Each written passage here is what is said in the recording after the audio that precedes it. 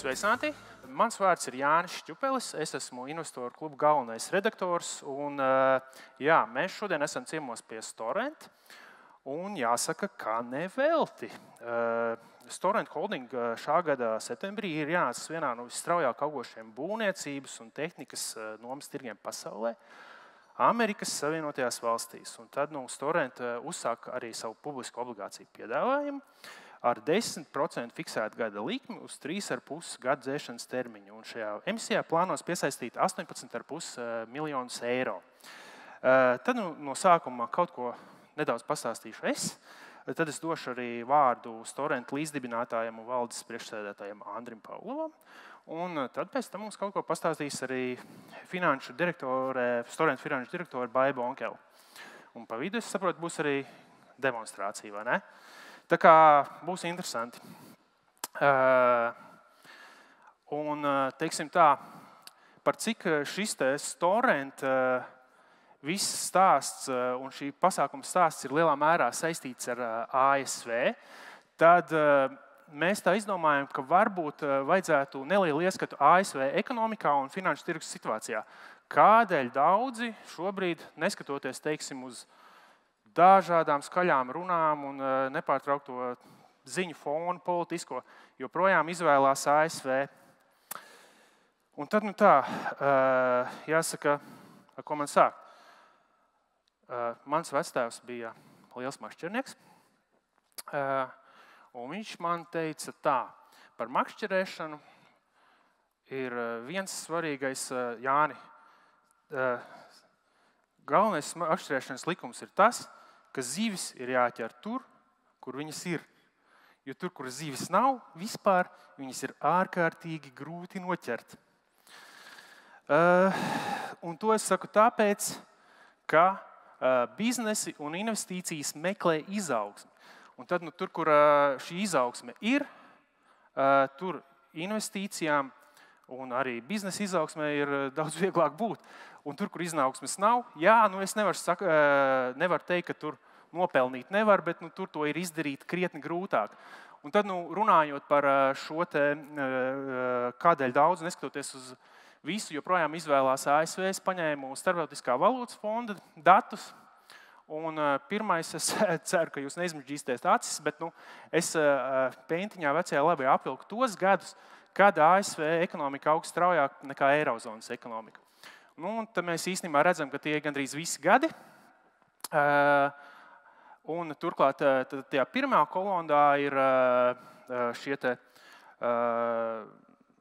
tas ir periods no 2007. līdz 2016. gadam, vesels 10 gadu periods, kad īstenībā ASV ekonomika ir augusi divreiz straujāk nekā Eirozonas ekonomika.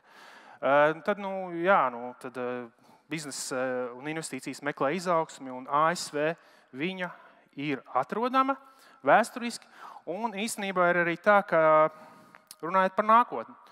Nekas neliecina, ka tur varētu būt kaut kas citādāk. Ja mēs ņemam par pamatu tās pašas Starptautiskā valūtas fonda aplēses, tad mēs redzam, ka arī 2030. gadā, arī nākamgad ASV ekonomika augs, būtiski straujāk nekā Eirozonas ekonomika. Un te ir tāds viens arī interesants aspekts. Varbūt mēs nevaram sajūsmināties, ja ASV ekonomika, pieaug par tiem pašiem 1,8% gadā. Bet, ja tur jāslīdzina, ka otrs variants pieaug par 0,5% vai pat mazāk, tad tas tāpat ir lieliski. Intereses pēc arī apvilku Latviju, salīdzinot ar ASV, un principā tas stāsts ir īstenībā ļoti līdzīgs.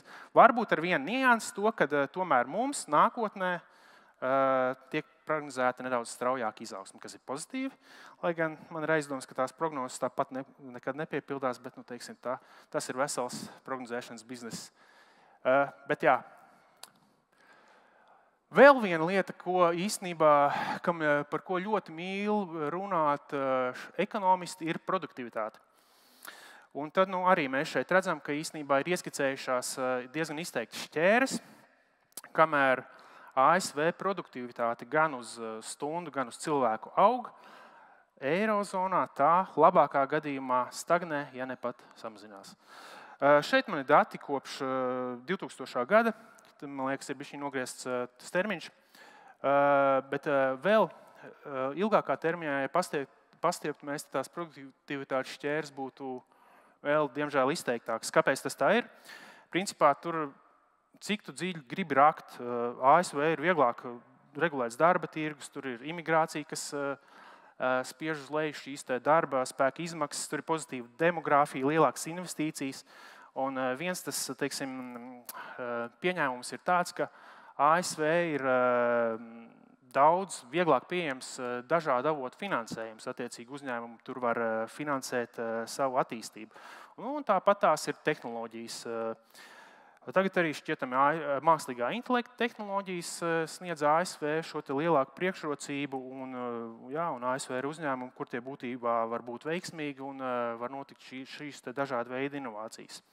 Labi, garlaicīgo produktivitāti tas ir varbūt viens, bet kā, neskatoties uz šo visu, investori balso ar savu naudu? Augšējā līkne ir ASV Standard & Poor's 500 indeks, un apakšējā līkne ir Eiropas akciju Stoxx 600 indeks. Tad, jāsacina tas, ka investori atrod iemeslu, kādēļ izvēlēties ASV. Ja kopš 13. gada ASV S&P 500 pieaudzis indeks par 475%, tad Eiropas akcijas ir palielinājušās par, teiksim, 176%. Tā ir milzīga 300% punktu atšķirība, un tad ir jājautā, kāpēc tas tā ir. Un īstenībā vēl neskatoties uz dažādām runām, ASV arī ļoti investori turpina pirkt arī ASV parādu. Es mēdzu regulāri pieminēt arī savos rakstos, ka katram sevi cienošam biznesa mēdījam ir bez mazvai tradīcija uzrakstīt gadā vienu rakstu vai kādu rakstu sēriju par ASV dolāru norietu, par to, kādu briesmu laiku sagaida šo ekonomiku, bet beigās investori tāpat izvēlās ASV dolāru un ASV parādu. Tātad, šobrīd aktuālā situācija. ASV ekonomika aug labāk, un droši vien tā būs tas arī nākotnē. Arī, teiksim, tā aktuālais ir tas, ka neskaidrība par ASV tarifiem ir mazinājusies. Jā, ziņos mēs varam nepārtraukti lasīt par šo ASV prezidenta esošā Donalda Trumpa šo neskaidrību, bet patiesībā, manuprāt, ir ieskicējies samērā skaidri tas modelis, ka viņš grib, lai ASV ekonomika ir veselīga, un viņš arī ļoti rūpējās par tā pašām ASV akcijām. Teiksim, ja viņš patiešām sabiedrē tirgus dalībnieks tik ļoti, ka tas viss ASV ekonomika vai akciju tirgus draud nošķobīties, ātri vien seko lēmums to politiku koriģēt. Un, manuprāt, viņš arī ar tiem tarifiem ir daudz maz dabūjis to, ko viņš gribēja. Un inflācija arī ASV tiek kontrolēta. Tāpat to mēs redzam, kad ja sākotnējās prognozes bija tādas, ka šie tarifi ASV būtiski audzēs inflāciju un būs dažādas, teiksim, arī ekonomiskās nedodas, tad īstenībā beigās tā nav bijis. Inflācija ASV ir tīri mērena, neskatoties uz tarifiem. Izskatās, ka tie tarifi ir norīti un, kas ir būtiski, ASV uzņēmumi ļoti labi pelna. Un vēl bez tā samazinās procentu likmes. Tātad, ja inflācija tiek kontrolēta, tad ASV Federālo rezervu sistēma var samazināt procentu likmes. Ja samazinās procentu likmes, tas nozīmē biznesam atbalstošāku vidi. Tā kā ir atbalsts arī no šās puses. Jā, un vēl viena aktuālā lieta ir ģeopolitika, un to es tieši taisot šo prezentāciju īstenībā padomāju par Storentu, ka atkarība no Ķīnas ASV gadījumā tiek ļoti izteikti uzskatīta par šīs valsts strateģiski vājo punktu. Un tad ir šī tieksme uz ASV uz pašpietiekamību. Un ko tas nozīmē? Īstenībā tas nozīmē to, ka ASV būs daudz vairāk jābūvē. Tās pašas rūpnīcas, ko mēs varam iedomāties, kalnrūpniecības vietas, īstenībā Teksasā, kur ir Storenti, tur ir naftas industrija un tam līdzīgi. Man interesanti īstenībā arī bija, kā Storenti pārstāvji skatās uz šo, varbūt, jā. Katrā ziņā es varu skatīties no augšas šo Bet pavisam cits skatījums varbūt ir cilvēkiem uz vietas, kas redz, kā tur notiek ar šo būvniecību un tam līdzīgi arī šīs ģeopolitikas un pašpietiekamības kontekstā.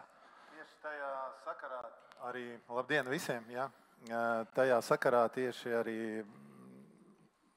tas viss pozitīvi ietekmē to nomas tirgu, kur strādā Connect Rental, tas tieši ietekmē tos būvniecības apjomus un tiešām tādus milzīgus būvniecības objektus, kā ir Teksasā šobrīd, tādas milzīgas investīcijas. Es savā dzīvē nekur citur neesmu redzējis. Teksasa vispār, es runāšu detalizētāk tālāk, ja? Bet principā lielākais štats pēc būvniecības apjoma. Jā, teiksim, no tā lielā skata, raugoties no augšas, tā ir ģeopolitika un tā ir šī tieksme uz pašpietiekamību un Storenta īstenībā potenciāli tam varētu būt ideāli pozicionēts īstenībā šeit labumu gūšanai no būvniecības, ja tā jādomā. Un tur ģeopolitika vēl ietekmē mūsēji kompāniju ļoti daudz piedalās pie pipeline construction būvniecības, pie cauruļvadu būvniecības, kas atkal šobrīd dēļ geopolitikas ļoti daudz eksportējās gāzes no Amerikas uz Eiropu, kas ļoti arī pozitīvi ietekmē, teiksim, celtniecību Amerikā. Teiksim, jā. Teksas enerģijas milzīgs ražošanas stats ar gāzes vadiem un naftas vadiem. Man būtu sapnis aizbraukt to redzēt, kā trīs tās naftas torņi. Labi, tas tā. Jā, un īstenībā vēl runājot tajā pašā kontekstā, kādēļ daudzi, neskatoties uz dažādām runām, izvēlas ASV, es pieliku arī dažus savus subjektīvos novērojumus. Teiksim, politika spēja pašatīrīties. Es par to domāju tādā kontekstā, ka īstenībā mums ir jābūt ļoti uzmanīgiem ar kaut kādu šo ASV konstitūcijas un viņu sistēmas kritizēšanu. Manuprāt, viņi ir, man subjektīvie novērtējumi, ja? Nekāda rekomendācija. Manuprāt, viņi ir radīti ļoti labi strīdiem, kas var uz aktuālo brīdi izskatīties patiešām šausmīgi. Tiešām šausmīgi. Bet viņi, daudzoties pa tām grāvju malām, nonāks pie kaut kāda risinājuma ātrāk. Un šis ir tas konteksts, kad citas pasaules varētu pat teikt tā, ka ASV ir viena no vislabākajām savu problēmu vai savas diskusijas importētājām uz pārējo pasauli. Mums ir savas problēmas, mēs par viņām uztraucamies, bet beigās mēs importējam arī šo ASV diskusiju un ASV problēmas zināmā mērā. Un jā, tad šajā ziņā es teikšu, es domāju, ka ASV spēja labāk pašatīrīties, viņiem ir demokrāti partija ar savām, manuprāt, neiedzībām, un arī republikāņu partija ar savām teiksim, pārspīlējumiem. Bet viņi daudzoties par to attīrīsies ātrāk, kamēr mēs to importēsim vēl pēc kādiem 500-6 gadiem. Attiecīgi, kad viņi jau būs ar to tikuši gadā, kad tā ir ASV ir vieta, kur notiek diskusija un vispārējā pasaule, tad pēc tam par to dzīvos tālāk. Vēl mans novērojums ir tāds, ka ASV ir iespējams apjomīgi finansēt, teiksim, visai ambiciozas lietas. Ar to es domāju, manuprāt, to, kas ir satikuši tādus amerikāņus, ceļu biznesa vidē, ka viņiem ir krietni citādāka attieksme pret risku. Viņi ir uzņēmīgāki pret risku, bet tas, kas notiek, ja tas tā ir tagad, tas nenozīmē, ka tas ir kaut kāds aktuālais brīdis, ka tas tā ir tikai šobrīd. Viņiem tas ir kultūrāla īpatnība, es teiktu. Un līdz ar to viņi konstanti smeļ augļus no tā. Viņi ir gatavi riskēt. Jā, viņi droši vien ieskries vairāk sienā. Viņiem varbūt būs kaut kādas smagākas krīzes, teiksim, pieeja sienā. Ja? Bet tas ir nosēdies cilvēku prātos. Un ko tas nozīmē? Sabiedrība, kas riskē, arī inovē. Eiropas gadījumā, teiksim, vai citu arī reģionu gadījumā ir vairāk esot piesardzīgākiem pret risku. Ja tā ir arī kultūrāla īpatnība, galu galā tas nozīmē, ka jūsu sabiedrība kaut kādā ziņā tehnoloģiskā, piemēram, sāk stagnēt. Varbūt kaut kādās īsākos termiņos tas liekas drošāk un tas ir pat kaut kāds saprātīgāks risinājums. Taču ilgākā termiņā īstenībā, manuprāt, tas var sākt atgādināt tādu lēnu agonēšanu. kamēr sabiedrībā, kura inovē un kurā ir krietni citādāk šī kultūrāla attieksme jau pret risku, viņa tiks tam pāri, manuprāt, veiksmīgāk. Jā, un tad īstenībā šo te uzliekot, man liekas, sapratu, ka es nedaudz iebraukšu auzās, jo tur verbāli varbūt tādā īsā, koncentrētā veidā to ir ļoti grūti izstāstīt, bet tas ir daudz kā iepriekšējā apvienojums, gan kaut kādā kultūrālā attieksmē pret risku un tam līdzīgi. Un, ko es šajā sakarā nosaku, varu piebilst, ka ir tāda interesanta lieta, kā radošais iznīcināšanas process, kam, manuprāt, ASV ir atvērtāk. Proti, jums ir varbūt arī burbulis, bet tad nāk krīze, kurā aizslaukt to visu, noslaukt to visu no skatuves. Bet tas nozīmē, ka viņi noslauka arī no skatuves to, ka kapitāla kaut kādi šie izvietošanās veidi nav tik efektīvi. Attiecīgi, lai gan tas liekas īstermiņā no kaut kādas sociālo labumu puses, labāk vai atbildīgāk, tās sabiedrības atkal, kur tas nenotiek, šis radošās iznīcināšanās process, vai tur, kur tiek ļoti aizsargātas šīs vecās sistēmas, tas kapitāls principā riskē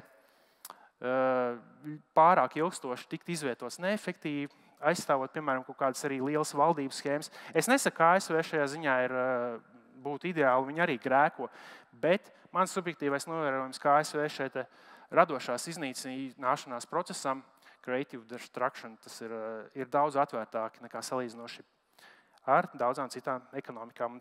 Līdz ar to viņiem ir tie labāki apstākļi arī ilgtermiņā augt. Un šis vēl pēdējais ir, ka Eiropas uzņēmumi domā par investīcijām ASV vai attiecīgi pat par savu daļu pārcelšanu vai pat pilnīgi pārvietošanās uz ASV. Šis varbūt pat mazākā vērā ir mans subjektīvais novērojums, jo to patiešām var ikdienā lasīt lielajos biznesa mēdījos. Un tad ir jautājums, kādēļ tas tā ir? Viss kaut kāds to faktoru apvienojums kopums, ilgtermiņa politikas vai kultūras rezultāts. Un īstenībā te man arī interesēja pajautāt Storent, kā Storent uz to skatās salīdzinoši, kā ASV ir šī vai ir jūtama pretīm nākšana un kāda ir šī biznesa vide salīdzinoši. Es gribētu daudzām jūsu domām piekrist, un manā prezentācijā es arī pieskaršos šitam jautājumam, bet kopumā es domāju tieši tāpat kā jūs daudzos momentos, ko jūs te aprakstījāt. Jā, principā tā ir. Nevēlti ir šis virziens, un nevēlti ASV ekonomika auga. Tas nav tā, ka viņa auga tur 2 gadus tikai straujāk un tam līdzīgi. Tas viss jau ir diezgan sistēmiski. Un tur var skatīties, var tam pāršķiet pāri, bet var tur par katru faktiski jautājumu ļoti dziļi rakt, kādēļ tas tā ir. Acīm redzot, kad es to visu radīju, laikam bija tāds melanholiski depresīvā vilcienā iekāpis plājas augsts. Bet fakts ir tāds, ka Francija un Vācija 2000. Gadā bija tikpat bagāts kā 36. un 31. ASV štats. Man bija dati uz 21. gadu. Francijas IKP uz vienu iedzīvotāju tajā gadā bija zemāks nekā 48. nabadzīgākajā ASV štatā Arkansasā. Tagad īstenībā es pilnīgi esmu pārliecināts, ka Francija ir zemāka un varbūt pat nav šādā ASV 50 štatu topā. Savukārt Vācijas IKP uz vienu iedzīvotāju ir samazinājies 21. gadā līdz 38. vietai, ASV Oklahomas štata līmenim. Tad jāsaka, ka arī šajā gadījumā tagad droši vien tas būtu zemāk. Un te man runājoties arī ar dažu labu ekonomistu par šo te, principā mēs sazīmējām tā, un viņš sazīmēja man priekšā, ka vidējā labklājības atšķirības starp vidējo Eiropieti un amerikāni jau 2035. gadā var būt tikpat liela, kāda šodien ir starp vidējo Eiropieti un indieti. Tā kā diezgan traki, bet man vismaz tas šokēja. Turpinot, bet Teksas, es minēju ASV, tā nabadzīgos štatus, kas ir faktiski bagātāk par Franciju, Vāciju un tā tālāk, bet Teksas pilnīgi noteikti nav nabadzīgāko ASV šo štatu vidū. Teksas ir viens no bagātajiem ASV štatiem, un līdz ar to arī tas ir interesanti Storenta kontekstā, jo Storenta saka, ka tieks ir Teksas un citi ASV štati dienvidu daļā būs viņu izaugsmes platforma. Un, jā, Teksasā ir aptuveni 31 miljonus cilvēki. Un, ja mēs paņemam tālāk, ASV kopumā iedzīvotāju skaits aug un tuvojas 350 miljoniem. Tā kā potenciāls ir faktiski, es pat teiktu, kur viņam ir vispār beigas tajā ziņā. Labklājības atšķirība tikai pieaugs, labi, nebūsim tik depresīvi. Bet, labi, tad, ja man tomēr jādomā, jāpaturpina, jā, ir tas teiciens, kamēr citi izdomā un saražo, bet Eiropa ar savām birokrātu armijām regulē. Bet tad var uzdot jautājumu, cik ilgi tas tā būs, ja Eiropa zaudē šo ietekmi un tā labklājības plaisa pieaug, tad īstenībā Eiropai arī riskē zust jebkāds tvēriens kaut ko ilgākā termiņā globālā mērogā vispār ietekmēt. Un, ja ASV būs šīs inovācijas, visa tā kultūra, kas atbalsta, tad, piemēram, arī Eiropa grib būt nozaļināšanas līderis. Bet, kaut kas, teiksim, es jau gribētu arī, es esmu gan Latvijas, gan arī, teiksim, tā Eiropas patriots, bet arī Eiropa grib būt šī nozaļināšanas līderi, bet tādā tempā, arī šīs zaļās tehnoloģijas un viss cits beigās nāks no ASV, faktiski, jo viņi nestagnē, viņi inovē, viņi riskē, teiksim tā. Un noslēgumā, pat ja kāds ir pesimists, manuprāt, ASV joprojām izstāsta pēc vismazāk sliktā varianta. Okay. Paldies. Jā, tad es saprotu, ka es varu jau dot vārdu nākošajam runātājiem, vai ne? Pašam Andrim Paulovam, Storenta līdzdibinātājs, valdes priekšsēdētājs. Paldies. Nododu. Paldies par prezentāciju. Bija ļoti interesanti paskatīties. Ja. Kā mums neklātos Eiropā? Pirmkārt, labdien visiem. Paldies, ka atnācāt. Labdien visiem, kas skatīsies mūsu ierakstos vai online. Ja. Liels paldies, ka veltīsiet laiku mūsu prezentācijai un nedaudz vairāk uzzināsiet par Storentu. Skaidrs, ka Amerika ļoti milzīgs tirgus, jā, bet mēs esam no Eiropas, mēs esam no Latvijas, mēs esam mūsu zemes patrioti, jā, un mēs esam arī Latvijā numur 1 uzņēmums, jā, un arī būsim te, un arī neplānojam nekur citur iet, jā, izņemot tās valstīs, kur mēs atrodamies, Baltijas valstīs, Latvija, Lietuva, Igaunija, un mēģināsim arī palīdzēt attīstīt, teiksim, Eiropu un būt te klāt pie celtniecības projektiem, pie attīstības, un es domāju, ka Eiropai ir ļoti liels izredzes turpināt attīstīties, un kā arī mēs šogad attīstamies un sasniedzam ļoti labus rezultātus, jā. Bet kur tiešām es varētu piekrist, jā, ka Eiropā, pieņemsim, esošajos tirgos mēs varam attīstīties procentos, tas ir 5, 10, 15, 20%, jā, bet te nevar attīstīties reizēs. Tas ir skaidrs. Un ja uzņēmējiem ir vēlme attīstīties reizēs, jā, kaut kādā īsā perioda laikā, jā, skaidrs, ka ASV, īpaši priekš mūsu biznesa, kur principā 60% līdz 70%, skatoties uz dažādiem avotiem, nomas biznes no visa globālā biznesa ir Amerika un Kanāda. Ja? Skaidrs, ka tur ir ļoti liels potenciāls attīstīties. Tā kā, ko es arī gribu pastāstīt manā prezentācijā. Ja? Pirmais, ko es gribu pastāstīt, es gribu pateikt, ka no pirmās dienas, kad mēs dibinājām Storentu 2008. gadā, pats es esmu grāmatvedis pēc izglītības no Latvijas universitātes. Jā, beidzis Rīgas biznesa skolu, man ir magistra grāds, kur mēs kopā iepazināmies arī ar manu partneru un labāko draugu Eriju Estu. Jā, bet no pašas pirmās dienas mēs gribējām būvēt uzņēmumu, kas būtu starptautisks, bet kas veiktu biznesu savādāk nekā visi citi nomas uzņēmumi, kas mums bija apkārt un kas bija toreiz daudz lielāki pa mums un darīja biznesu savādāk. Ja? Un no pašas pirmās dienas, principā, mērķis bija angliski ļoti labs vārds, ir redefine the rental industry. Latviski pārveidot, jā, bet man vairāk patiktu, ka savādākā veidā darīt to biznesu, jā, nekā dara tradicionālās kompānijas. Jā. Varbūt tas būs ekstrems salīdzinājums, jā, tur. Kā bija agrāk, tur, nezinu, Rīgas taksometru parks un Bolts. Ja?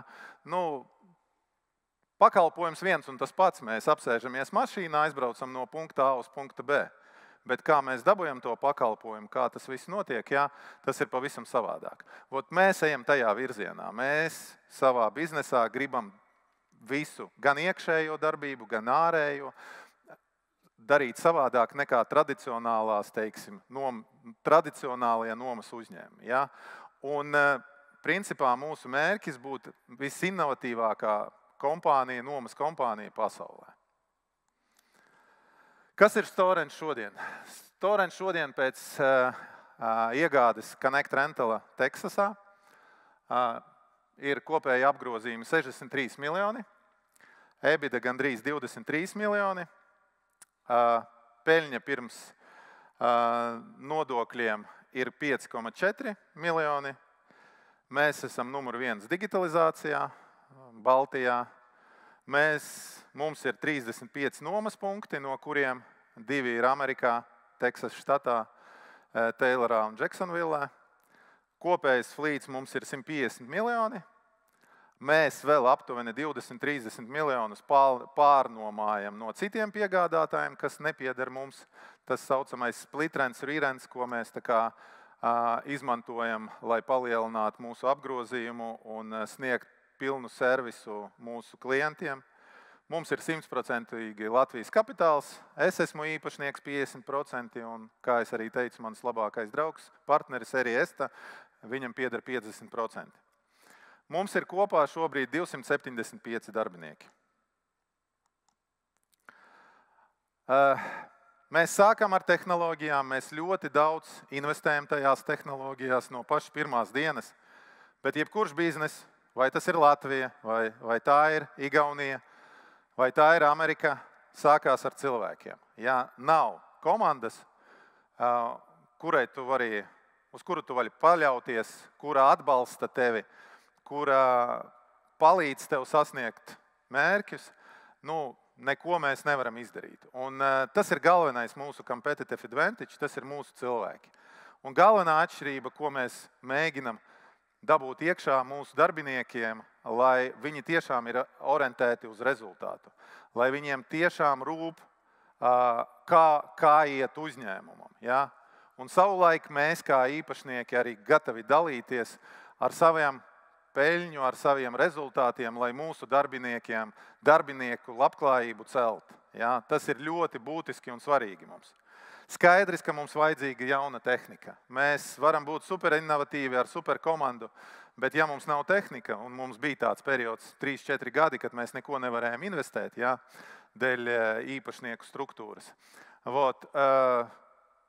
Tu zaudē savu tirgus daļu, jo klienti grib braukt ar jaunu, inovatīvu tehniku, ja, modernu tehniku, kvalitatīvu tehniku. Ja. Un trešais punkts mūsu galvenie pilāri, ja, uz kā vispār stāv StoreRents, tās ir tehnoloģijas. Kā es teicu, no pašas pirmās dienas, un tā kā attīstās šobrīd tehnoloģijas un kā ieiet mākslīgais intelekts mūsu dzīvē. Mēs dzīvojam ļoti interesantā laikā, kur pēc manām domām ļoti strauji viss mainīsies tuvākajā laikā, 2-3 gadi. Šobrīd mēs redzam tikai sākumu tam procesam, jo tas ir kā ar elektrību. Kādreiz izgudroja elektrību, ja, un parādījās elektrība. Un tikai pēc tam parādījās sildītājs, kas izmanto to elektrību. Parādījās, kaut kāda trauku mazgājuma mašīna vai jebkura cita ierīce, kas izmanto elektrību. Un šobrīd mēs esam tajā stadijā, kad parādījās mākslīgais intelekts, bet mēs viņu vēl nemākam izmantot. Tas kā Microsoftā Windows ir uzlikts uz kompjūtera, bet bez Word, Exceļa nav ko tur darīt, ja tu gribi pastrādāt. Šobrīd mums ir tas Windows, bet principā tas, kas šobrīd notiks ar visādām aplikācijām, ar reālo mākslīgā intelekta pielietojumu biznesā, un kur mēs ļoti strauji mēģinam attīstīties, un arī demonstrācija mums šodien te būs, tā ir tā nākotne, kura mainīs pēc manām domām ļoti daudzus klasiskos biznesus. Un mēs tajā virzienā ejam jau kādu laiku. Īsi, Baltijā 500 miljārds nomas tirgus, 6 miljoni, 11% mūsu daļa.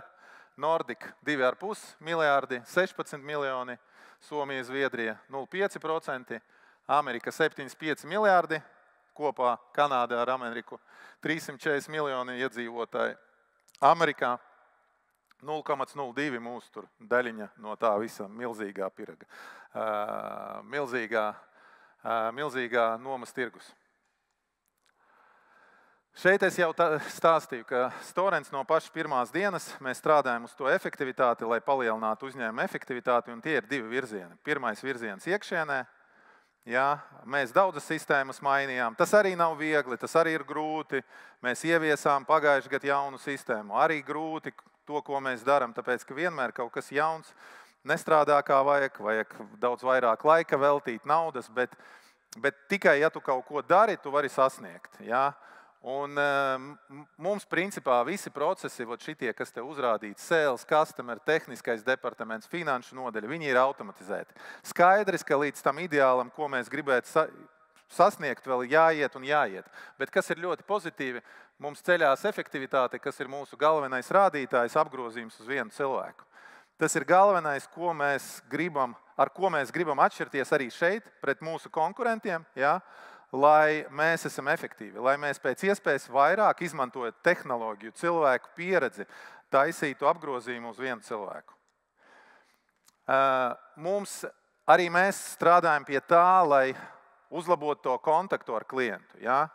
Lai tas klients varētu pasūtīt mūsu, tehniku online.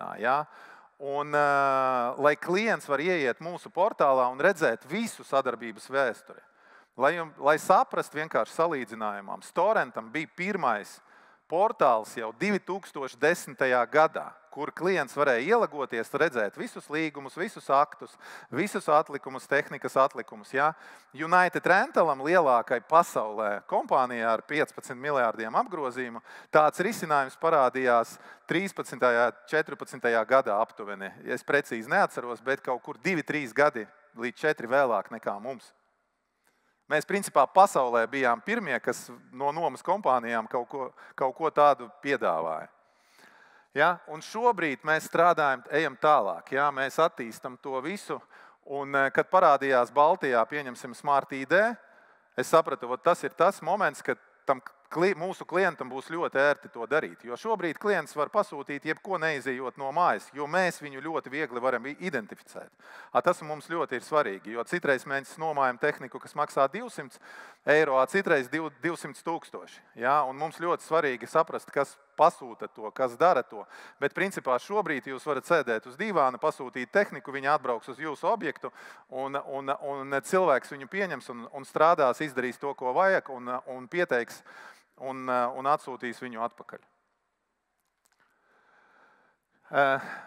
Kā es arī teicu, mēs ļoti strādājam pie mākslīgā intelekta ieviešanu mūsu dzīvē.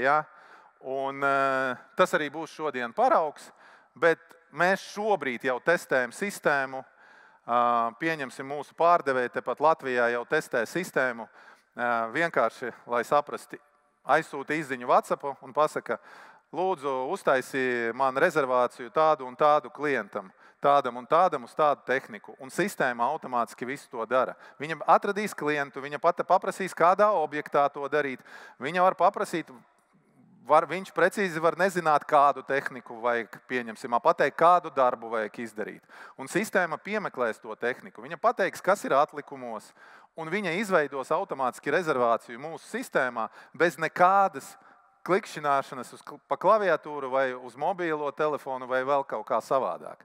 Tas ir pirmais solis uz to, ko mēs arī mēģināsim izmantot Amerikā, uz online pasūtīšanas modificēšanu, jo daudz cilvēki nemīl tomēr iet portālā, kaut ko tur klikšķināt, izvēlēties, es nezinu, ko man vajag, man labāk piezvanīt tur pārdevējiem vai customer servisam. Tad mēs gribam nākotnē aizvietot pārdevējus, kuri saņem reāli kā sekretāri tur zvanus, jā, ar artificial intelligence, kas palīdzēs klientam izvēlēties vajadzīgo tehniku. Un klients varēs veikt pasūtījumu Amerikā, kas visinteresantākais vēl joprojām, jā, ļoti populāri ir telefoni. Tur jebkura reklāma, mums jau to mēs nedzirdam, tur jebkura reklāma vēl joprojām beidzās ar telefonu numuru un ar tekstu zvaniet mums, jā. Respektīvi, tas ir 24/7, kur varēs saņemt zvanus, veikt pasūtījumus, un sistēma automātiski taisīs tos pasūtījumus. Klients, ja gribēs, viņš varēs dabūt linku, to arī jau šobrīd Storenta klienti redz, viņi var saņemt linku, ko uztaisa customer service vai pārdevējs, viņi var saņemt to linku ar quotation, jā, ar piedāvājumu, un pieņemsim pārbaudīt visu un apstiprināt, un tādā veidā iesniegt pasūtījumu. Respektīvi, mēs daudzos momentos esam jau tik tālu no tā klasiskā nomas biznesa modeļa, ka mēs jau paliekam kaut kāds, teiksim, hibrīds starp IT un nomas kompāniju. Ja? Lai saprast arī, mums ar ERI pieder nomas uzņēmums Aston Baltics, ko mēs izpirkām ar tādu domu, ka mums pašiem in-housā jābūt kompetencei, un tiem cilvēkiem, kas tos risinājumus taisa. Skaidrs, tur šobrīd strādā kompānija aptuveni 35 cilvēki pie visa šitā projekta. Mūsējie no tiem ir 10, kaut kādi 25 ir outsourcētie, bet kompānijas, kas veic tādus projektus globāli. Ja? Tā kā mēs tur tiešām saprotam, ko daram, un mēs saprotam, kur mēs virzamies. Un mēs šobrīd taisam visus pielāgojumus mūsu Amerikas kompānijai jaunai, un ar 1. aprīli mēs plānojam jau launčot visas sistēmas jau Amerikā. Bet par pašu Ameriku, par kultūru, bišku cīt varbūt par to, kā mums tur gāja ar darījumiem. Pirmkārt, es nepamodos vakar un neizdomāju, ka būtu forši Amerikā nopirkt uzņēmumu. Jā, tā kā tur baigi liels tirgus, baigi viss attīstās, laikam mani tur kāds gaida. Nē, tā nebija. Man tā doma ir jau kādi 10 gadi. Es ar to domu dzīvoju jau kādus 10 gadus. Skaidrs, tas koncepts, ko es šodien prezentēšu, tas ir tāds evolūcijas rezultāts, jā. Daži varbūt zina tādu platformu kā Preferent, ko mēs testējam Baltijā. Ja?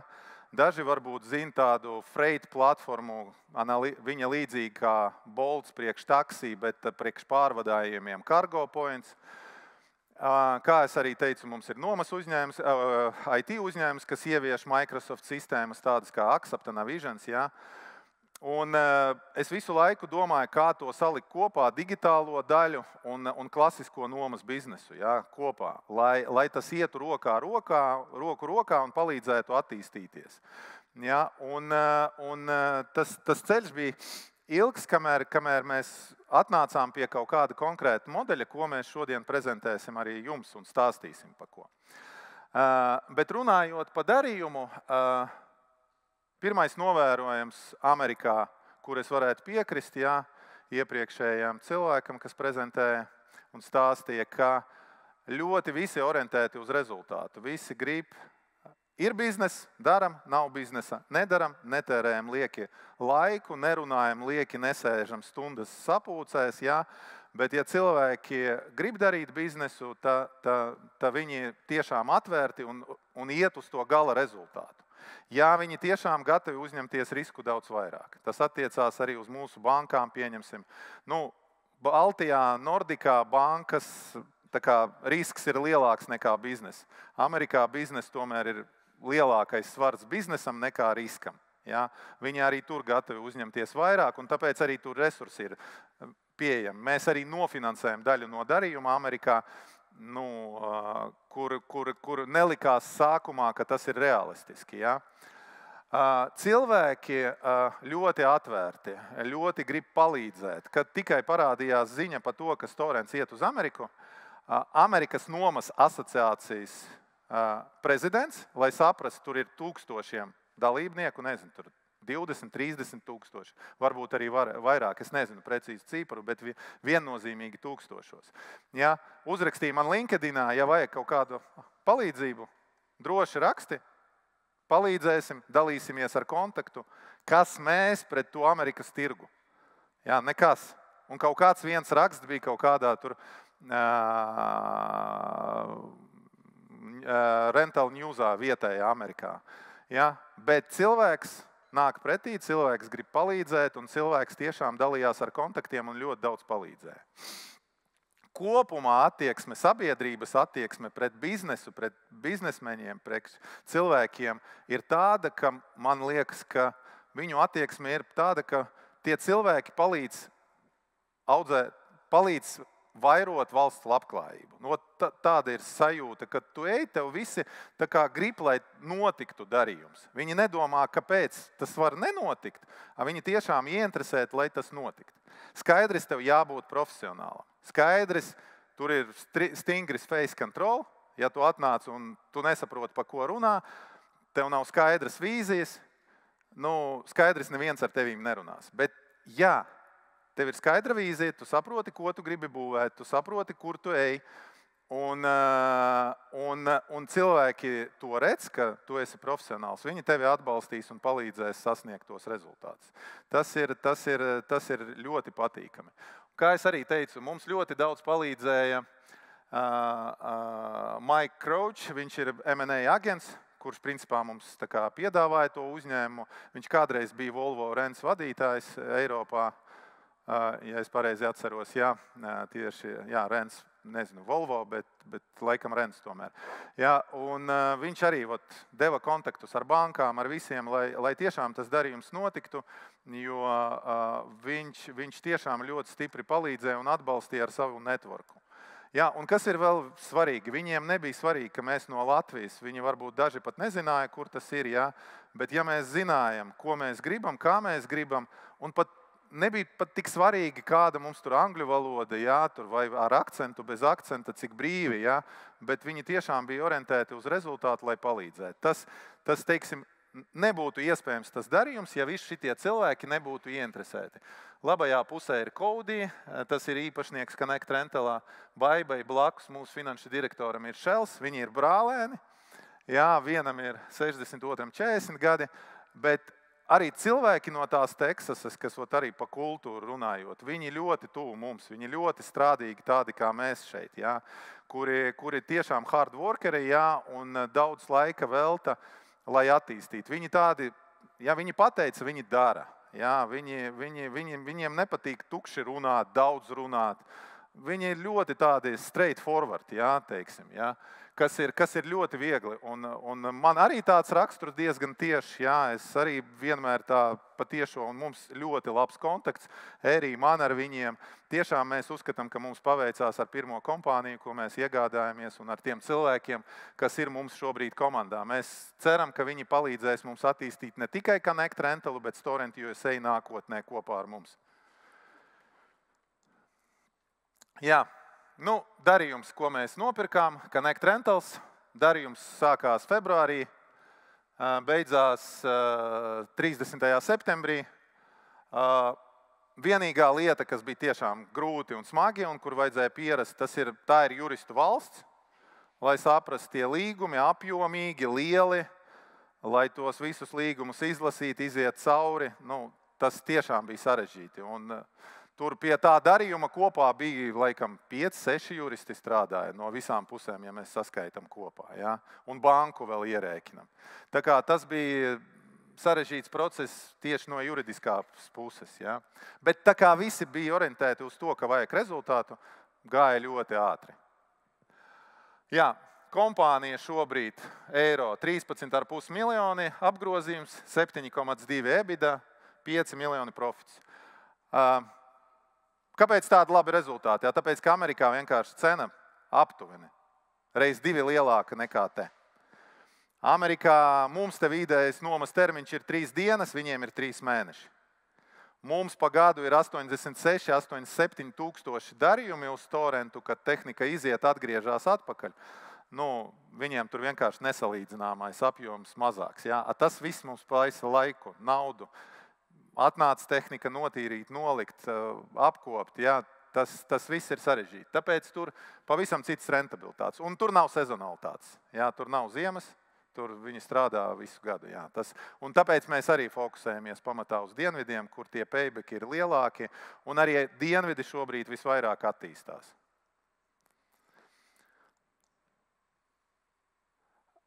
Ko mēs gribam darīt Amerikā? Kā es jau vairāk stāstīju reizes, jā, mēs izstrādājam savu sistēmu, ERP sistēmu priekšnomas biznesa. Mēs izstrādāsim, pielāgosim sistēmu, kas agrāk bija preference, tagad pie viņa būs Amerikās Torrent un USA Marketplace, un mēs izmantosim arī Cargo Point platformu, Freight platformu Amerikā. Ja? Tas ir tā kā pamats visai mūsu ekosistēmai, ja? Un mēs būvēsim divus networkus. Viens networks ir Equity network, kurš jau šobrīd pirmais uzņēmums mums ir nopirkts, tas ir Connect Rentals.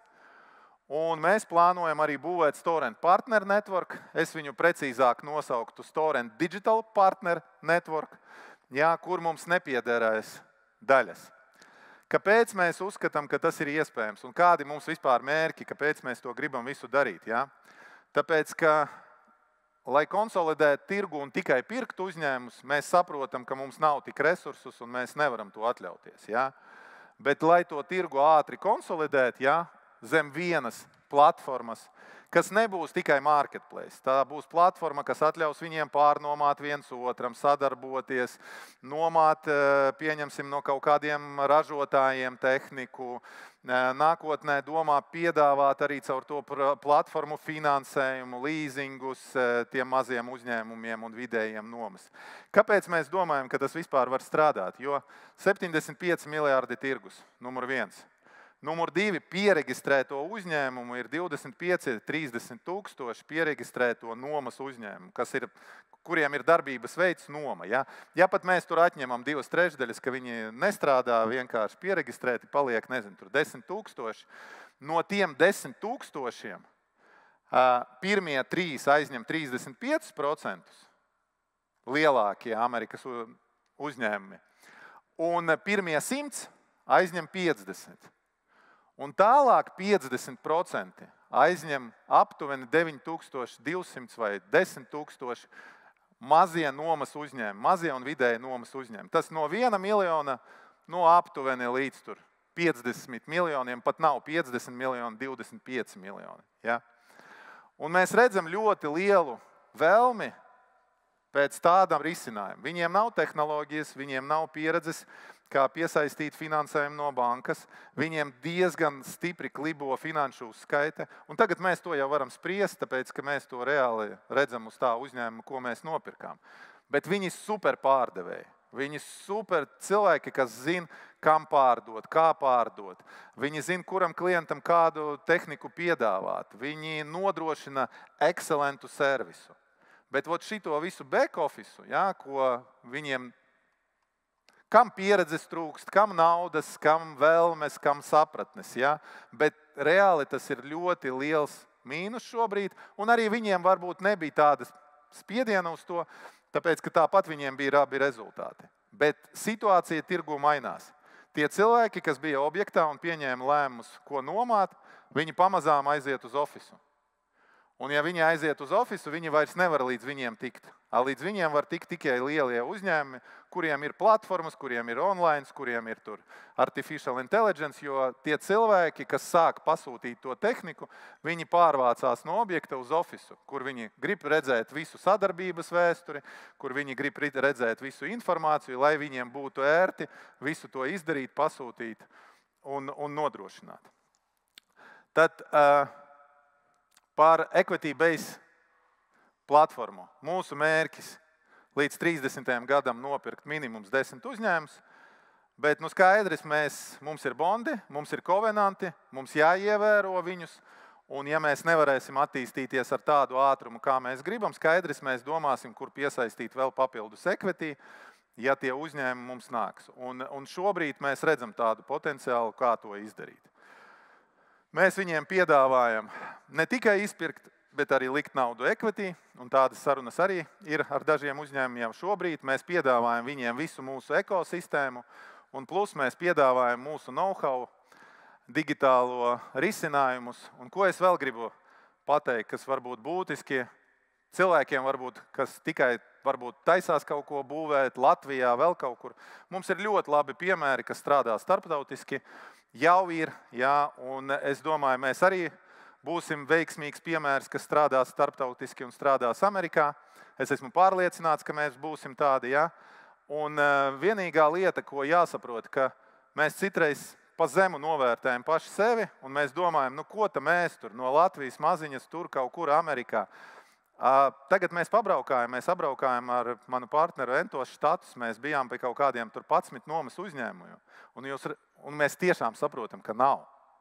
Un ka tas, kas mums ir, tas ir tiešām, cool. Nevienam nav. Un neviens kaut kā uz to tur Amerikā, jā, tur ir kaut kādi risinājumi, kaut kas tur pārdot tādu softu, tādu, bet to, ko mēs gribam būvēt, nav tādu risinājumu. Ir atsevišķi uzņēmumi, kas tikai pērk tos uzņēmumus mazos. Ir viens tāds uzņēmums, viņš jau 11. pēc lieluma Amerikā, saucās Rental Equipment Investment Corp. Jā, bet viņš tikai nodrošina finansējumu viņiem un, teiksim, biznesa procesus, kā strādāt. Ko mēs arī darīsim un ko mēs arī gribam palīdzēt mūsu uzņēmumiem Amerikā. Jā. Ir marketplace, kā Big Grants, kurš palīdz tur kaut ko iznomāt, bet viņš nesaved ar gala klientu. Viņš izmanto mazo nomas kompāniju kā tikai tehnikas piegādātāju. Ja? Bet mēs to, ko mēs gribam piedāvāt, neeksistē Amerikā šobrīd. Un mēs diezgan daudz runājam šobrīd ar amerikāņiem, un viņi tiešām redz tur lielu potenciālu tam, ko mēs gribam darīt. Jā, par digitālo tur viss tas pats, bet tur mēs nenodrošinām finansējumu, tur mēs nepalīdzam atrast naudu kapexam. Jā, tur mēs vairāk nodrošinām to ekosistēmu un sadarbību. Bet tajā pašā laikā viņi šobrīd visi tie mazie arī, tas ir viņu lielākais mīnus. Jā, viņiem nav labs IT, viņiem nav laba finansējuma, viņiem nav pieredzes finanšu menedžmentā, viņiem citreiz klibo biznesa procesi, jo ieviešot mūsu sistēmu, jāsaprot vienu lietu, mēs uzņēmumā arī sakārtojam biznesa procesus iekšējos. Ja kaut kur varbūt notika ne tik efektīvi, nekā mēs ejam, runājam, un šobrīd, kā mēs ieviešam, mēs arī mācāmies kaut ko no viņiem, kaut ko kopējam pat no viņiem uz šejieni, ko vienkāršāk varbūt darīt, un kur mums atkal bišķi pa sarežģītu, un ko darīt kaut kā labāk varbūt viņiem. Ja? Un tiešām tas ir tās lietas, kas viņiem pietrūkst. Nobeigumā gribētu pateikt to, ka, vēlreiz, ka mēs tiešām, es domāju, ne tikai Storens, bet vispār Baltijā, mums, es domāju, ļoti daudz interesantas idejas, mums daudz jaunu cilvēku, kas grib kaut ko darīt. Es gribētu visus iedrošināt un arī darīt kaut ko un virzīties uz priekšu. Tas arī varbūt daļai palīdzēs ne tik bēdīgi izskatīties Eiropas cipariem, kas bija prezentēts sākumā. Ja? Bet skaidrs, ka mūsu attīstība mūsu apstākļos ir iespējama, ja mums ticēs mūsu investori, ja viņi ieguldīs naudu bondos. Mēs esam no 17. gada jau šajā tirgu. Mēs esam konkrēti cilvēki, kas vada uzņēmumu. Mums ir konkrēti plāni. Ja jums tie plāni patīk, ja jūs ticat mums, ka mēs esam spējīgi to izdarīt, investējiet, un mēs katru savu investoru uzskatām par partneri, ar kuru mēs šobrīd dalāmies ar savu peļņu, tie 10%, ko mēs maksājam, jo bez jūsu atbalsta, bez tās emisijas, ko Latvija mums palīdzēja, īpaši Latvijā iepriekšējā aprīļa emisijā, uzreizot, mēs nenopirktu šito uzņēmumu, un es nestāvētu šodien te un nerunātu par manu pieredzi Amerikā. Tā kā Tas ir ne tikai mūsu nopelns, bet visu investoru, kas uzticējās mums un kas ieguldīja mūsu bondos un kas atbalstīja mūsu attīstību. Tā kā liels paldies!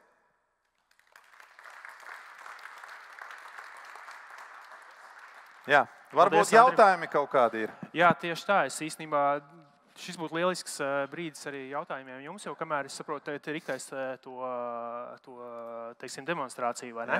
Jā. Tad, investori, man ir mikrofons, izmantojiet šo iespēju, unikālu iespēju. Tā ir viena no Latvijas lielajām priekšrocībām. Mēs esam tik tuvu īstenībā šādiem uzņēmumiem, vispār cilvēkiem. Tā kā jautājumi, jā? Tā. Labdien, man sauc Māris Fogals. Man divi jautājumi. Viens tāds varbūt tīri tehnisks no investēšanas procesa. Jūs prezentācijā rādījāt, ka mums ir divas kompānijas, ko jūs izvēlējaties, kas veic due diligence. Varbūt īsumā varat pateikt, kas tās par kompānijām, kāpēc jūs izvēlējāties tāds. Izstījās, ka varētu būt Amerikas kompānijas. Jā. Un otrs jautājums par kompāniju, ko jūs nopirkāt Teksasā. EBITDA viņiem 7 miljoni un EBT 5 miljoni. Tā starpība ļoti maza. Jūsu gadījumā procentu maksājuma acīm redzot un amortizācija ir diezgan būtiska biznesa sastāvdaļa. Jā. Kāpēc tur tā starpība ir tik maza? Jo viņiem ļoti maz bija, atbildēšu. Paldies par jautājumu. Jā. Pirmais, mēs izvēlējāmies auditorus Amerikā, Whitley Penn. Tā ir ļoti liela kompānija Teksasā. Ja jūs paskatīsieties, viņa strādā tieši visā Teksasā. Mēs tieši izvēlējāmies paši. Mums ļoti stipri palīdzēja Ivars Pomers no Alexa. Tieši palīdzēja vadīt visu to darījumu. Man bija kā labā roka, kas man palīdzēja koordinēt. Un mans noteikums bija atrast kompāniju, kas nekādā veidā nevarētu būt saistīta ar mūsu potenciālo targetu vai ar M&A agentiem, jo viņi tur arī ieteica kaut kādas savas, bet mēs gribējām neatkarīgos. Ja? Un viņi ir neatkarīgie ar ļoti labu reputāciju uzņēmums Teksasā. Jā, jūs varat paskatīties viņu saitā, kā viņi izskatās, kur viņi strādā. Tiešām nopietnis uzņēmums. Jā, un kas attiecās vēl uz pārbaudēm, kas mums bija ļoti svarīgi dabūt finansējumu Amerikā. Jā. Un ne tikai tāpēc, ka, lai tur Amerikā būtu finansējums, mums bija arī sarunāts ar vienu Latvijas banku, kas bija gatava iedot to daļu, kas mums pietrūka uz aprīļa emisijas. Jā. Jo aprīlī, ja kāds atcerās, mēs izgājām ar mūsu laidienu un Trumps paziņoja par tarifiem. Ja? Mēs tieši trāpījām precīzi. Ja? Bet tajā pašā laikā mēs tāpat savācām 23 miljonus. Ja? Un toreiz bez intervijā pateicu, jūs varat paskatīties investoru klubā, viņa vēl ir, es saku, nedēļa, divas un viss pāries. Ja? Es biju pārliecināts 99,99%. Ja? Un tā arī notika. Ja? Un ja runājot vispār par politiku, par Trumpu, to, ko viņš dara, īpaši dienvidus štatos, īpaši vienkārši cilvēki ļoti atbalsta. Jo viņi pasaka tādās privātās sarunās, mēs to nedzirdam te. Ja? Mēs dzirdam kaut kādas ziņas, lielas pilsētas, ja? Bet parastie cilvēki, kas ir diezgan ar klasiskām vērtībām, viņi saka, viņiem ļoti patīk, ko viņi dara. Un viens man patika teikums, ka, man liekas, Šels pateica, jā, mums beidzot ir prezidents, kas domā par mūsu valsti, jā, ne par visu pasauli. Un tas bija tāds interesants moments. Jā, tāpēc, ka es arī dzīvoju bišķi ar citu domu, citu realitāti, bet kad tu tur vairāk pabraukā, tu saproti, ka nav tur tā viss, kā mūsu mēdījos pasniedz. Jā, tur nav tikai melns vai tikai balts, kā vienmēr viss kaut kur pa vidu. Jā. Un mums bija svarīgi to banku izvēlēties, tāpēc, ka viņi brauca uz vietas un pārbaudīja uzņēmumu. Viņi taisīja 3 dienu auditu uz vietas, pārbaudīja grāmatvedību, pārbaudīja flītu, pārbaudīja biznesa procesus, un mums bija vēl tāds papildus checkpoints, ka tur viss ir kārtībā. Viņi paņēma uzņēmumu, kurš novērtēja visus pamatlīdzekļus. Ja? Ir tāds Ritchie Brothers starptautisks liels uzņēmums, un viņam ir meitas uzņēmums Rosie, kas ir starptautisks uzņēmums, kas vērtē visiem tur. Viņš tiešām ar ļoti augstu reputāciju. Un mums ir novērtējums uz visiem arī mūsu aktīviem, tur, ko mēs reāli nopirkām. Ja? Kas mums ir būtiski, tāpēc, ka mēs reportējam konsolidētā pārskatā pēc reālās tirgus vērtības savus pamatlīdzekļus. Ja? Atbildot uz otru jautājumu, viņiem ir labi rezultāti. Numur 1, kā es pateicu, viņiem ir cena reiz 2, viņiem ir ilgāki nomas periodi, viņiem ir mazākas izmaksas uz to. Ja? Bet skaidrs, ka Latvijā, Baltijā mums ir ļoti lieli procentu maksājumi. Ja es pareizi atceros, pagājušajā gadā bija 6,6, ja? Šogad vēl vairāk pat būs. Ja? Bet ko mēs darām? Es vēlreiz gribu paskaidrot Baiba. Pēc tam prezentēs ciparus detalizētāk mūsu finanšu direktore un valdes loceklis arī. Jā, bet ko es gribu pateikt jums globāli? Mums bija periods manā dzīvē, kad man Storentā nebija kontrolas. Un kad es nevarēju neko izdarīt Storentā, un es 5 gadus vienkārši skatījos, kā cilvēki, kas bija blakus, īsti neiznīcināja, bet baigi neko nedarīja, lai Storents attīstītos. Un es neko nevarēju izdarīt, tāpēc, ka man nebija kontrolas. Tāpēc, ka mums nebija kontrolas ar to partneri, kas man toreiz bija blakus. Un šobrīd mūsu mērķis, mēs saprotam, ka vienā dienā mums vajadzēs papildus equity. Jā, ka mums vajadzēs papildus naudu ne tikai caur bondiem, bet mums vajadzēs arī equity, pašu kapitālu lielāku. Bet mēs negribam nekādā gadījumā vairs zaudēt kontroli. Un ko mēs šobrīd darām? Mūsu galvenais mērķis šobrīd palielināt, Baiba detalizētāk runās par pašu kapitāla vērtību. Ja? Respektīvi, cik uzņēmums pats maksā enterprise value, uzņēmuma vērtība, ja? Un cik ir pašu kapitāla vērtība. Respektīvi, cik tā nauda, kas it kā pieder man un Erī, ja? Un šobrīd, ko mēs darām, uzņēmumā ieguldītā. Jā, ko mēs darām? Mēs mēģinām to summu pacelt pēc iespējas lielāku, lai prasot papildus equity, zaudēt mazāk daļas. Respektīvi, pret jauno ieguldījumu pazaudēt mazāk daļas, jā, un lai saglabātu kontroli. Un tāpēc mēs apzināti šobrīd mūsu mērķis nav peļņa. Mūsu mērķis ir attīstība un mūsu mērķis ir EBITDA. Jā, un ja kāds saprot, kā uzņēmumu, teiksim, klasiski vērtē, multiples reiz EBITDA mīnus saistības, tas ir equity value. Ja? Un tas ir galvenais, uz ko mēs šobrīd strādājam, jo mēs saprotam, 1-2 visdrīzāk mums vajag equity. Vai tas būs pre-IPO kaut kādi private equity nauda, vai tas būs IPO, ja teiksim, mēs redzēsim, ka vietēji investori gatavi būtu investēt tādā uzņēmumā kā mēs, ja, un atbalstītu mūs, mēs visdrīzāk arī ietu ar IPO te mūsu dzimtenē. Ja. Kā tur izstās ar to demonstrāciju? Viss gatavs? Vai vēl kāds jautājums? Mēs varam ir par vēlāk, bet labi, vēl vienu jautājumu paņemsim. Sveicināti, mani sauc Armāns Rozs. Man jautājums ir sekojošs. Vai to programmatūru, kas jums ir tas know-how, vai izmantot arī citās nozarēs? Ne tikai, teiksim... Nē, viņa taisīta ļoti specifiski priekš mūsu nomas biznesa. Bet adoptēt nav iespējams, ja? Es nezinu, varbūt adoptēt kaut ko arī iespējams, bet tas jau jārunā precīzāk ar mūsu... Vai nomāt kaut ko citu arī, ne tikai šo? Nomāt kaut ko citu, jā. Okay. Nomai viņu var adaptēt, principā jebkurai nomai. Tur var nomāt gan lidmašīnas, nezinu, gan jahtas, gan nezinu, tur velospēdas. Tad man jautājums ir tieši par šo digitālo daļu. Jā. Vai tas būs kā produkts, to, teiksim, pārdot citiem uzņēmumiem? Nē. Viņš nebūs kā produkts, viņš ir kā ekosistēma, ko mēs dosim tikai tiem partneriem, kas būs mūsu networkā. Tur nekāda ienākuma no tās, teiksim, netiek ģenerēta? Nē, no viņa plānots ģenerēts ienākumi. Jā, no viņa vēl nav līdz galam izstrādāts tā monetizācijas schēma, bet visdrīzāk tas būs ļoti minimāls procents no uzņēmuma apgrozījuma, jā, kas būs mūsu tajā networkā. Jā, tā kā šitais, principā, digitālais partneru networks, tas ir upsides, kur šobrīd mūsu nevienā prognozē nekur nav ierēķināts. Jo visa tā izstrāde notiek jau tagad priekš šitā daļas un priekš Storenta Baltijā. Mums principā šeit nekādas izņemot fiksētās izmaksas nebūs. Pieņemsim par serveriem, tur būs izmaksas, pieņemsim tur par kaut kādām datubāzēm, kur mēs automātiski pārbaudam klientus. Jā. Tas būs, bet tas būs uz katru konkrēto potenciālo digitālo partneri, kas pievienosies. Bet skaidrs, mēs netaisamies iet un tirgot softu. Jā, mēs būvējam tieši ekosistēmu. Bet to būvē Storents, ja tas būs priekš Storenta? Nē, tas ir Storenta īpašums. Jā, tas ir Storenta īpašums.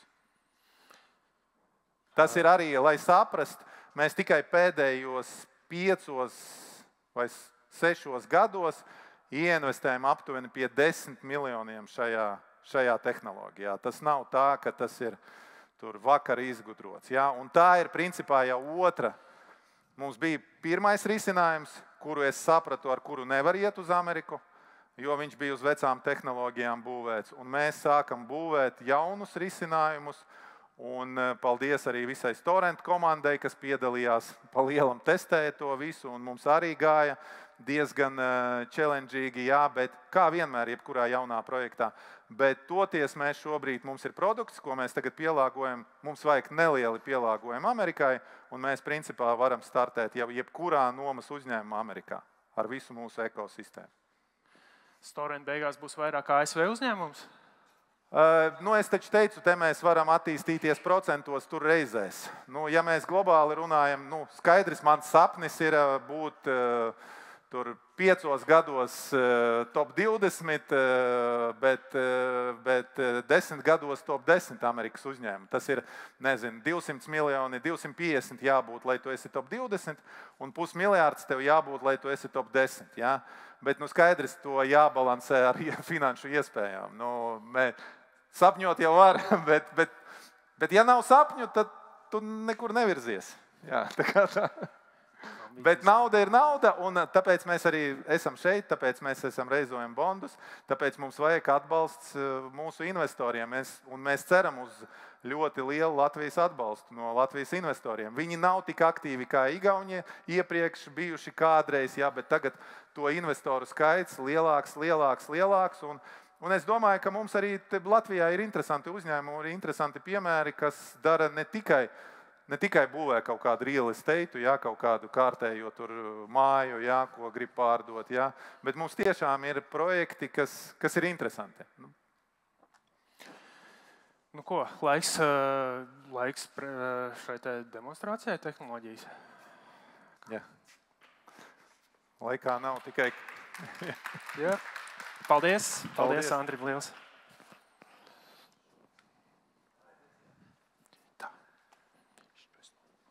Sveicināti, labs vakars. Es esmu Toms no nomas centra Jēkabpilī.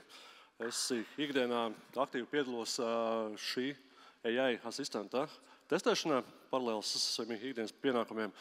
Un šovakar es jums īsumā parādīšu, kas viņš ir un ko viņš rāda un ko viņš šobrīd var izdarīt.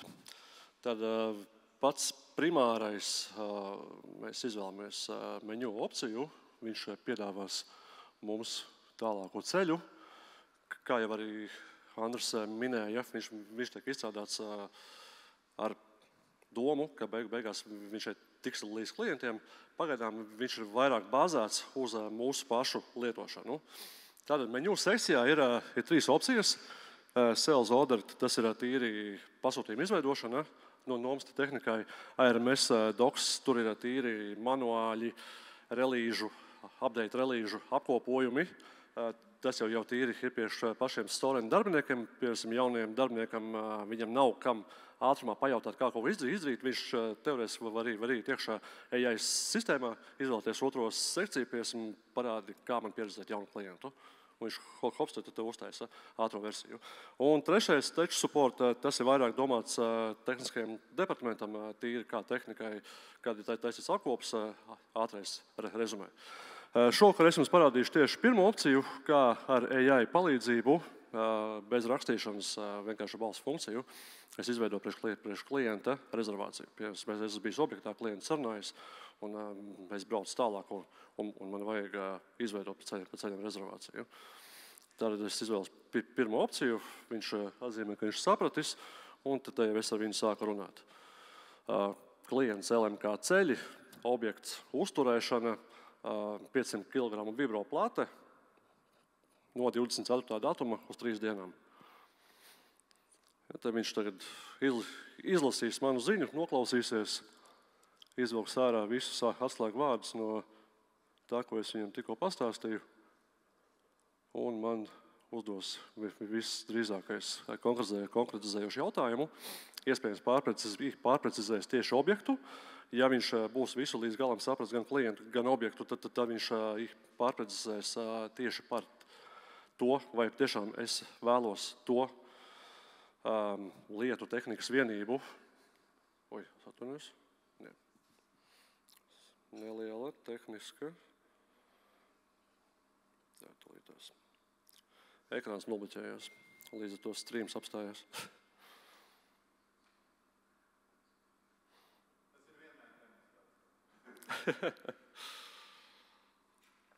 Tātad, ja, lūk, kā es teicu, LMK ceļi, viņš atrada objektu Latgales priekšpilsētā, un viņš atrada arī vibroplates, kā es viņam prasīju, 500 kg, iespējams viņš nesadzirdēja, vai arī es varbūt pārāk skaidri neizteicos, un es vienkārši viņam pateikšu, man lūdzu pirmo variantu 500 kg. Viņš atkal apsādās iesniegto informāciju. Ja šobrīd pārdevējs dodās uz objektu, viņš ieslēžas mašīnā, iet iekšā ARMS sistēmā, taisa rezervāciju, domā, kas, ko un kā, tāpēc šo jau var darīt daudz aktīvāk un daudz ātrāk un daudz vienkāršāk ar skatu nākotnē. Un tūlītās viņš arī piedāvās man rezervācijas sākumu. Lūk, ja, tāds uzņēmums, tāds un tāds objekts, kontaktpersona Lauris, tāds aprīkojums, nomas periods no līdz, dienas cena, kopējā cena un prasa vai es apstiprinu. Šajā solī es viņam varu vēl arī droši pajautāt, piemēram, ieliest tur cenu 30 eiro dienā, vai arī papildina termiņu nevis no 4 dienām, bet uz 5 dienām, vai uz 2 dienām, vai uz mēnesi. Es varu paprasīt viņam, ka es vēlos citu kontaktpersonu, viņš man piedāvās no tā objekta, kāds ir pie tā uzņēmuma, tieši kontaktpersonas, kas parakstīs pie PN aktu. Es varu pievienot storenu drošības programmu, jeb apdrošināšanu tehnikai. Es varu pievienot arī transporta opciju, un tāpat laikā arī to visu pievienoto, es varu pateikt, nē, klausies, man nevajag. Es atcelšu atpakaļ. Ja, tā kā, šobrīd tīri norimosies, uztais dienas cenu 30 eiro dienā un periodu nomaini uz 2 dienām. Ja, jo varbūt situācija, tu iesies mašīnā, taisi šo rezervāciju jau priekš klienta, un tev vienš klients paralēli piezina, ka klausies, nē, man tik nevajadzēs uztīk. Ja, un hops, viņš tās pārietinās cenu un iedos man jaunu piedāvājumu. Lai nenobloķējas ekrāns.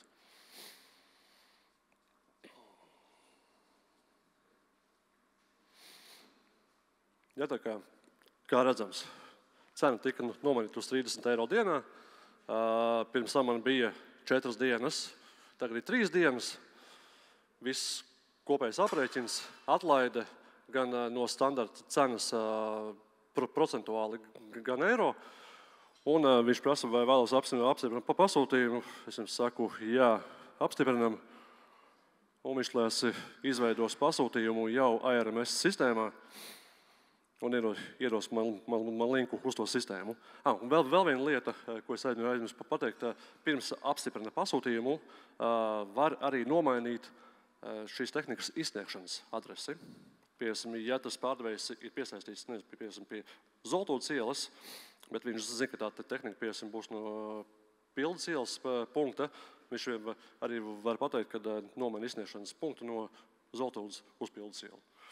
Nu, lūk, pasūtījums ir izveidots, forši partijas taisa vaļā linku, un mēs jau esam iekšā jau ARMS sistēmā. Tas ielādēsies, un lūk, ir pasūtījums gatavs. Vibroplate, 20 eiro dienā, 60 eiro kopējā cena. Un šo pasūtījumu jau klientu konsultants redz jau no nomas punktā savā datorā pie pasūtījuma loga. Un viņš viņu apstiprina, un ka klients var braukt pakaļ jau savai tehnikai. Tas tā īsumā. Par AI, cik viņš tālu ticis, protams, viņš vēl izstrādes procesā, mēs viņu joprojām dresējam, mokam, mācam viņam. Viņam vēl daudz kas jāmācās, bet viss ir procesā, un mēs to izdarīsim. Storentējai būs. Kā var palikt īstenībā? Varbūt ir kādi jautājumi arī par šo teiksim, mākslīgā intelekta verķi? Uzlūdzu. Kad mums būvēs māju mākslīgais intelekts? Vai arī darbinās tādu traktoriņu? Tu to vēlies zināt? Es to pagaidām nevēlos zināt. Ir kāds jautājums varbūt par šo? Nu labi, paldies. Ir. Jūs klientiem gribat dot, lai viņi paši to veido pasūtījumus, pieprasa. Ja tāda vīzija ir, kad, ja piemēram šobrīd, lai klients izveidotu pasūtījumu, viņam ir jāiet Storent mājaslapā, savā kabinetā, jāizvēlās prece, tā prece jāatrod Storent mājaslapā, jāizvēlās, jāliek visi termiņi UTT, UTP. Šajā gadījumā viņš vienkārši varēs WhatsApp kontaktam pateikt, man tās uzņēmums, man uz to un to objektu vajag to un to, uz tā un tā termiņu. Viņam hops uztaisās pasūtījums. Sēžot mašīnā. Jā, tieši tā. Paldies. Nākamais mērķis to panākt, lai vispār kā telefons zvanās. Vienkārši runāt ar agentu, un tajā brīdī viņš tur vēl ar ātrumu jautājumu, ar mācībām jautājums, bet uzdevums tāds, ka dabūt, ka viņš tur uzreiz tur runā. Bet tur atkal Amerikā ir vieglāk, jo tur mazāk ir regulējumi. Tur, principā, pat nevajag teikt, ka tas ir robots. Te mums jāpaziņo kaut ko, jāpasaka, ka ieraksta, tur vēl kaut ko. Te ir savas nianses, atkal Eiropā mēģina visu regulēt, daudz stingrāk, bet tur viņi vairāk domā par to inovācijām, vairāk nekā par regulēšanu. Tur ir arī taisnība, piekrīt. Tā, vēl viens jautājums, jā, lūdzu. Es atvainojos, es Gunts Grīnbergs, SIA Storent valdes loceklis. Es mazliet papildināšu, jo tas ir ļoti svarīgi, manuprāt. Vispār pati būtība jau tieši tā arī, ja tu radi kaut ko no klienta puses, un tā ir efektivitāte, kad otrā pusē vairs nekas nav jādara. Un jau daudz gadus atpakaļ, kad mums bija pirmais web pasūtījums, tas jau nebija kāds e-pasts, ko manuāli apstrādāja, bet tas bija gatava forma, ko mēs uzreiz gatavojam un izsniedzam ārā. Tur jau arī veidojās tā efektivitāte. Viss uzreiz ir automātiski mūsu sistēmā. Mums nevajag, ka mēs dabūjām kaut kādu e-pastu ar pasūtījumu, ko mēs mēģinam kaut kur vēl ievadīt un kaut ko darīt. Man jautājums, vai un kā jūs plānojat aizsargāt savus intelektuālās īpašuma tiesības Amerikā, ņemot vērā to, ka ir lielas kompānijas, kurām ir tas equity, un viņas tikai gaida, kur viņi var nokopēt. Un tā. Šeit jau redziet, kā mēs jau izmantojam standarta, kā es arī teicu, visi tie, uznākšu te, lai labāk var redzēt, varbūt arī ieraksta. Kas ir ļoti svarīgi, kā es arī teicu, šobrīd viss, ko mēs tikai tagad redzam, tas ir kā Windowsam operacionālā sistēma. Ja? Un to, ko mēs darām šobrīd, ko nodemonstrēt, tas ir reāls kaut kāds pielietojums, mākslīgā intelekta pielietojums. Ja? Un tur jau mēs ko darām? Mēs viņu mācām uz mūsu datiem. Ja? Mēs izmantojam to tā kā smadzenes tur, ja? Bet mēs mācām viņu mūsu specifikai, uz mūsu klientiem, uz mūsu produktiem, ar mūsu pieredzi. Ja? Mēs izmantosim arī apmācībai darbiniekiem to visu. Ja? Un tādā ziņā tur visi to dara, katrs savā nozarē. Tur īsti nav ko aizsargāt. Ja? Tur ir vienkārši pielietojums. Ja? Skaidrs, ka jo ilgāk mēs viņu mācīsim, jo grūtāk būs atkārtot. Ir Words, jā, viņu uztaisīja Microsoft, jā, viņam ir tur kaut kādas tiesības, bet vēl ir čupā ar citiem redaktoriem, kas arī dara plus mīnus to pašu. Jā. Kāds uzņēmums trenēs uz saviem datiem, bet tur tas pamats ir kopējs visiem. Tur nav nekas. Ja? Ja mēs runājam par mūsu trademarku, par mūsu know-how, vairāk par trademarku, jā, viņš ir aizsargāts. Jā, mums ir reģistrēts Amerikā, mūsu storents, mūsu logo. To mēs aizsargājam, jā, teiksim, jo tas būs arī saistīts vairāk ar mūsu brendu. Ar mūsu brendu. Jā. Jaunatne trenējās uz traktoriem, tas arī forši. Tā kā šeit īsti tas... Nu, kā es arī teicu, bija elektrība un pēc tam parādījās visāds pielietojums tai elektrībai. Tā šobrīd parādījās mākslīgs intelekts un visi domā, kā viņu pielietot. Un ļoti daudz kompānijas, kas šobrīd parādās pasaulē arī miljārdu vērtējumiem jau, tas nav par pašu mākslīgo intelektu. Tas ir par to, kā viņu pielietot reālai dzīvei. Un mēs ar viņu palīdzību tiešām gribam pārveidot nomas biznesu. Mana nākotnes vīzija, es domāju, tā nav atkal nākotnes tur 10 gadi, tas ir gads, 2, ka principā darbinieki nestrādās pie kompjūtera. Viņi vienkārši sūtīs messages, pieņem šito tehniku, nobildēja, aizsūtīja sistēmu, uztaisi man lūdzu pieņemšanu šitai tehnikai. Ja? Tehnika pati jau tagad var atpazīt numuru, viņa var saprast, kāda ir tehnika, pēc bildēm viņa var saprast, vai ir kaut kas tur sabojāts vai sasists, ja? Vai vajag kaut ko piestādīt. Skaidrs, ka tur vēl ir ļoti, ļoti ko optimizēt un darīt, bet tur tiešām to efektivitāti, ko var dabūt no mākslīgā intelekta, tas ir vienkārši kosmos šobrīd, ko var darīt. Ja? Un tas ir reāli, kad es pirmo reizi šito ieraudzīju, man arī bija tā var, ja, kā tas, cik forši strādā. Tagad jau skaties, kad katru nākamo reizi, forši, bet tu jau pierod pie tā, bet reāli tas ir kaut kas, īpaši, kad tehnika izvēlās tehniku pēc kaut kādiem aprakstiem, kad rekomendē. Un skaidrs, ka mūsu līmenis panāk tā, lai sistēma rekomendē ne sliktāk nekā mūsu labākie pārdevēji vai customer service. Un tur nav jautājums par darbinieku aizvietošanu, vēl kaut ko. Tur ir darbs par efektivitāti. Viens maziņš piemērs. Ja? Es nekad nepabeigtu domāju šito darījumu, ja neparādītos ChatGPT. Ja? Personīgi es visos ēpastos, visas atbildes, visu informāciju analīze, līgumus, ko es jums teicu, pa 150 lapusēm. Ja? Es vienkārši tādu apjomu nevarētu apstrādāt pats viens tādā periodu laikā. Bet ChatGPT man parādīja, mana efektivitāte, mana personīga efektivitāte tur, palielinājās tur 4-5 reizes pa dienu. Tas ir par ko šobrīd iet runa. Paldies. Nedaudz biedējoši. Droši vien aizstās arī žurnālists. Varbūt nebūs nemaz tik slikti. Nebūs slikti, būs labi. Jā. Vēl vienu jautājumu? Tieši tā. Tad, pienācis laiks mūsu šīs dienas pēdējai prezentācijai.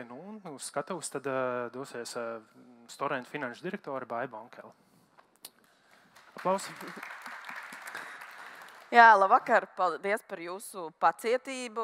Man liekas, ļoti labs ieskats nākotnē, ļoti labs ieskats Amerikā. Bet es varbūt mazliet vairāk pie zemes, mazliet vairāk par pagātni un tieši par obligāciju piedāvājumu. Tad pirmkārt atruna noteikti pirms investēšanas iepazīstaties ar visiem materiāliem un izdariet savus lēmumus, izvērtējot riskus. Bet tad, tagad par to piedāvājumu. Tātad mūsu piedāvājums ir spēkā no 12. novembra līdz 2. decembrim. Un vienas obligācijas vērtība ir 100 eiro. Tā kā sākt var investēt ar pavisam pieejamu summu. Mūsu kupona likme ir 10% gadā, un to mēs maksājam reizi ceturksnī. Piedāvātais apjoms tagad ir 18,5 miljoni. Tas iedzem mūsu obligāciju programmas, kur kopējais apjoms ir 50 miljoni.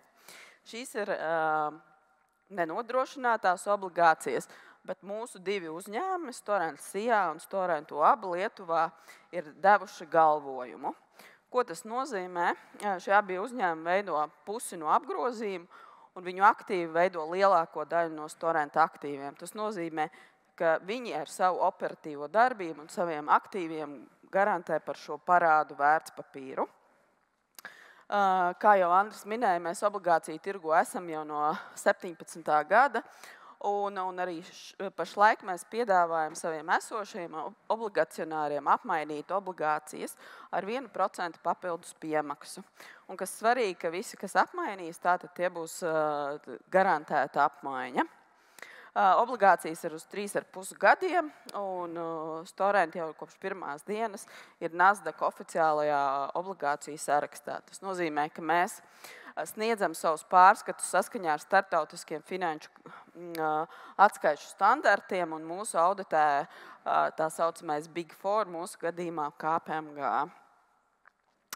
Un jā, kam tad mēs izlietosim to naudu? Tas galvenais izlietošanas veids ir refinansēt esošās obligācijas, bet, protams, mēs arī turpinam investēt, un tātad tas ir tāds uzņēmuma tālākai attīstībai. Bet šeit mazliet atpakaļ, jā, vēsturē par mūsu 17 gadus ilgo darbību. Tātad mēs sākām 8.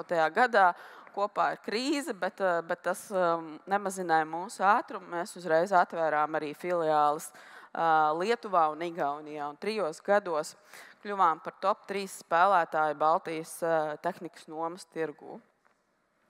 Tad jauns attīstības posms mums sākās 16. gadā, kad mēs iegādājāmies uzņēmumu Somijā.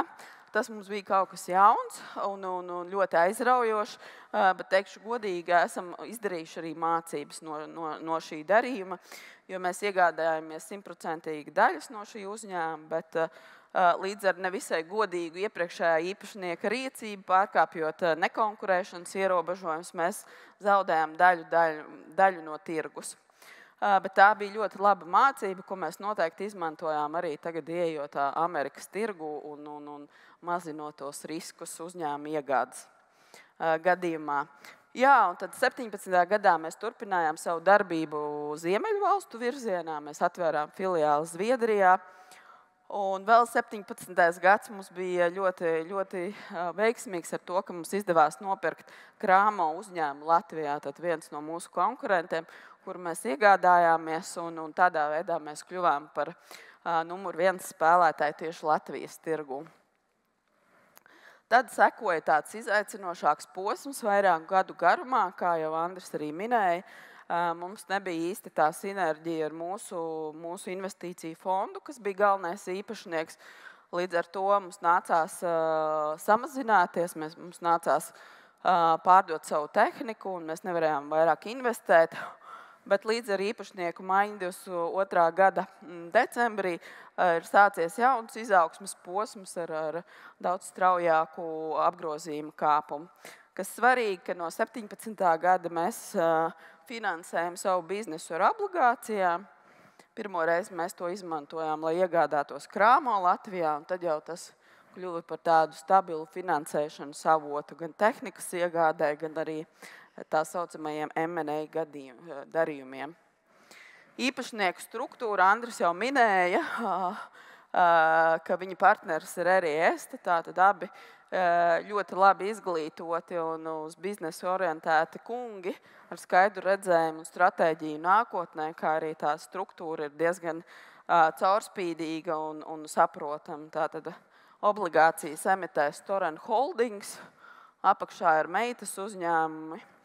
Mēs savu vadību organizējam 3 galvenajos tirgus blokos. Baltija, kur mums vada Guntis Grīnbergs, kurš ir Latvijas vadītājs. Storent Nordic, kuru vada Klaus Otisons, arī latvietis, bet dzīvo Zviedrijā. Un Andris tagad ir atbildīgs par Amerikas tirgu. Šeit Latvijā mums ir arī grupas, tā saucamais headquarters, kur mēs daudzas funkcijas organizējam grupas līmenī. Tie ir iepirkumi, tās ir finanses, tā ir tā pati IT pārvaldība ar mūsu saistītā uzņēmuma pusi un mārketinga aktivitātes, publiskās attiecības un daudz citas jomas, ko mēs grupā organizējam. Savukārt valstu vadības komanda ir atbildīga tieši par komandu, par klientu attiecībām, par tirgus daļu. Līdz ar būšanu kapitāla tirgu mums ir ļoti arī svarīgi sakārtot mūsu korporatīvo pārvaldību. Un jau vairāk kā gadu mums ir arī neatkarīga padomes locekla, Daiga Auziņa-Mellalksne, kurai ļoti ilga pieredze tieši Nasdaq Baltijas vadīšanā. Tā kā ļoti labs papildus resursu klāt, kur mēs iegūstam arī tādu neatkarīgu skatījumu. Varbūt citreiz mēs neizdomājamies par dažām lietām, vai varbūt negribam viņas dzirdēt, bet Daiga mūs pienes tādu svaigu un objektīvu skatu no malas. Kā jau Andris minēja, valdē mēs esam divatā, Andris un es abi jau kopā darba dzīvē vairāk par 20 gadiem un Storent no pirmās dienas. Savukārt tas viss, protams, ir iespējams ar komandu, kur mēs esam saskaitījuši. Mums vairāk kā 350 gadu pieredze, un tā ir pieredze nomas industrijām, protams, arī IT, kas ir divi tādi būtiski elementi, kurus mēs apvienojam un iegūstam to sinerģiju. Bet tagad par cipariem, cipariskā sadaļa, kā jau minēja Andris. Tā kā mēs esam iegādājušies uzņēmumu, mums ir svarīgi arī parādīt to rezultātu, kā uzņēmums izskatītos, ja šis jaunais iegādātais uzņēmums būtu jau pie mums pēdējos 12 mēnešus. Līdz ar to mēs reportējam tā saucamo proformu, kura ietver iegādātā uzņēmuma finanšu rezultāts par pēdējiem 12 mēnešiem. Un turpmāk visi cipari, ko es rādīšu, būs tieši tā saucamie proforma, kas īstenībā Amerikā biežāk kotētiem uzņēmumiem ir obligāts reports.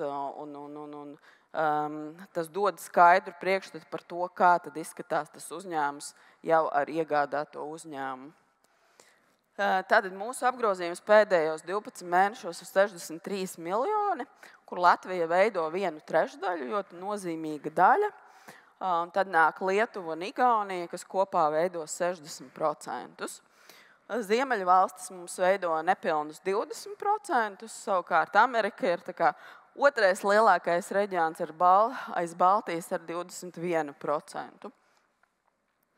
Par tirgus daļām, kā jau minēja, Latvijā mēs esam numur 1, stabili ieņemot šo pozīciju un ar mērķi arī viņu noturēt un augt un paplašināties. Latvija mums ir arī no Baltijas valstiem vispelnošākais uzņēmums un visefektīvākais. Tā kā visas tās zināšanas un lieliskie eksperti kājas aug no šejienes un tas tālāk pārnesās uz citām valstīm. Lietuvā mēs esam numur 5, divi spēlētāji, kas aizņem 3. un 4. vietu, ir vairāk speciālisti. Tā kā, ja mēs skatāmies tādu General Rental kompāniju, kur ir ļoti plašs produktu klāsts, tad mēs esam numur 3. Igaunijā mums ir stabila 3. vieta, bet, kā redzam, tad divi lielākie konkurenti aizņem lielāku tirgus daļu. Līdz ar to mums tur ir izaicinoši konkurēt, bet, protams, mūsu mērķis tur ir audzēt tirgus daļu. Savukārt Ziemeļvalstīs mēs esam speciālisti ar nelielu tirgus daļu, bet tieši specializējoties uz konkrētām produktu grupām. Kā jau Andris minēja, Teksasā mēs esam pavisam mazi, bet, protams, ka tas tirgus potenciāls ir ļoti, ļoti liels. Par tehnikas parku. Tātad tie 150 miljoni ir tehnikas vērtības sākotnējā iegādes cenā, un nomas industrijā daudz rādītāji tiek rēķināti balstoties tieši uz šo vērtību. Un lielākās produktu grupas, protams, mums ir smagākās un izmēra ziņā lielākās un arī proporcija naudas izteiksmē. Tā ir zemes darba tehnika, pacēlāji, kas šeit blakus ir redzami, teleskopiskie iekrāvēji. Mēs esam Baltijā darbojamies arī ar sastatnēm renovācijas projektos dažādos. Somijā mums ir krāni, arī uz mašīnām montētie krāni. Lauksaimniecības tehnika, tas ir vairāk Amerikā. Ģenerātori ļoti nozīmīga produktu grupa, kur pēdējā laikā ļoti aug, un jūs redzat arī te blakus ir pāris redzam, un tur mēs esam numur 1 Baltijā, pateicoties mums lieliskai ekspertu komandai. Un attiecībā uz izvēlētiem brandiem mēs cenšamies katrā produktu grupā turēt vismaz 2-3 tehnikas ražotājus, lai būtu tāda veselīga konkurence un veselīga arī tāda kvalitātes un cenas kombinācija. Nedaudz par mūsu pašu biznesu. Mums tādi 2 galvenie cikli, kas atkārtojas visu laiku. Viens ir tas tehnikas iepirkšanas cikls, kur mums arī ir ļoti ilgu gadu pieredze, kur viss jau, protams, sākās ar pareizās tehnikas izvēli, ar cenu piedāvājumiem, panākot pēc iespējas labāku cenu no ražotājiem. Mēs pārsvarā pērkam visu tehniku tieši no ražotājiem. Protams, komandas apmācība, gan pārdošanas komandas, gan mūsu tehnisko cilvēku apmācība. Un tad cikls turpinās ar apkopi, un beigās jau, protams, mēs arī gribam nopelnīt uz tās tehnikas pārdošanu. Mēs pārsvarā viņu pārdodam izsolēs, vedam uz Holandi uz izsolēm. Savukārt cikls, kas atkārtojas ļoti bieži, un protams, mūsu interese ir viņu paildzināt tehnikas. Tas ir tehnikas noma. Tāda mums vidēji esošajos tirgos tehnikas noma ir 3-4 dienas termiņš. Ja? Tas nozīmē, ka mūsu aktīvai pārdošanas komandai ir jāatrod tas klients, jāsako līdzi projektiem, tā saucamajam projektu pipelineam, jāzvana, jāatgādina par sevi, jāveic rezervācijas, kā jau jūs redzējāt, mēs viņus cenšamies padarīt pēc iespējas efektīvākas. Protams, pārdodam papildus arī papildu pakalpojumus, un kad tā tehnika atgriežas pēc tam pāris dienām, tad mūsu tehniskajiem cilvēkiem ir jāapskata viņa, vai nav kaut kādi bojājumi, jānomazgā, jāpārbauda, vai viņi ir gatavi tālāk nākošiem darījumam. Un gada laikā mums ir tuvu pie 90,000 šādu atkārtojošu darbību, un tādā veidā veidos mūsu ienākumi. Un, jā, mūsu bizness ir diezgan diversificēts, ja mēs skatāmies uz nozarēm, kur mēs sniedzam savus pakalpojumus. Protams, lielā mērā esam saistīti ar celtniecību, gan arī ar ceļu nozari, arī ražošanas ēkām, ražotnēm palīdzam ar tehniku, kad viņi veic savu apkopes procesu, ražošanas procesā. Arī lauksaimniecība, kā jau minēja, renovācija. Pēdējos gados ļoti aktīvs ir tieši aizsardzības sektors ar armiju un arī militāro celtniecību.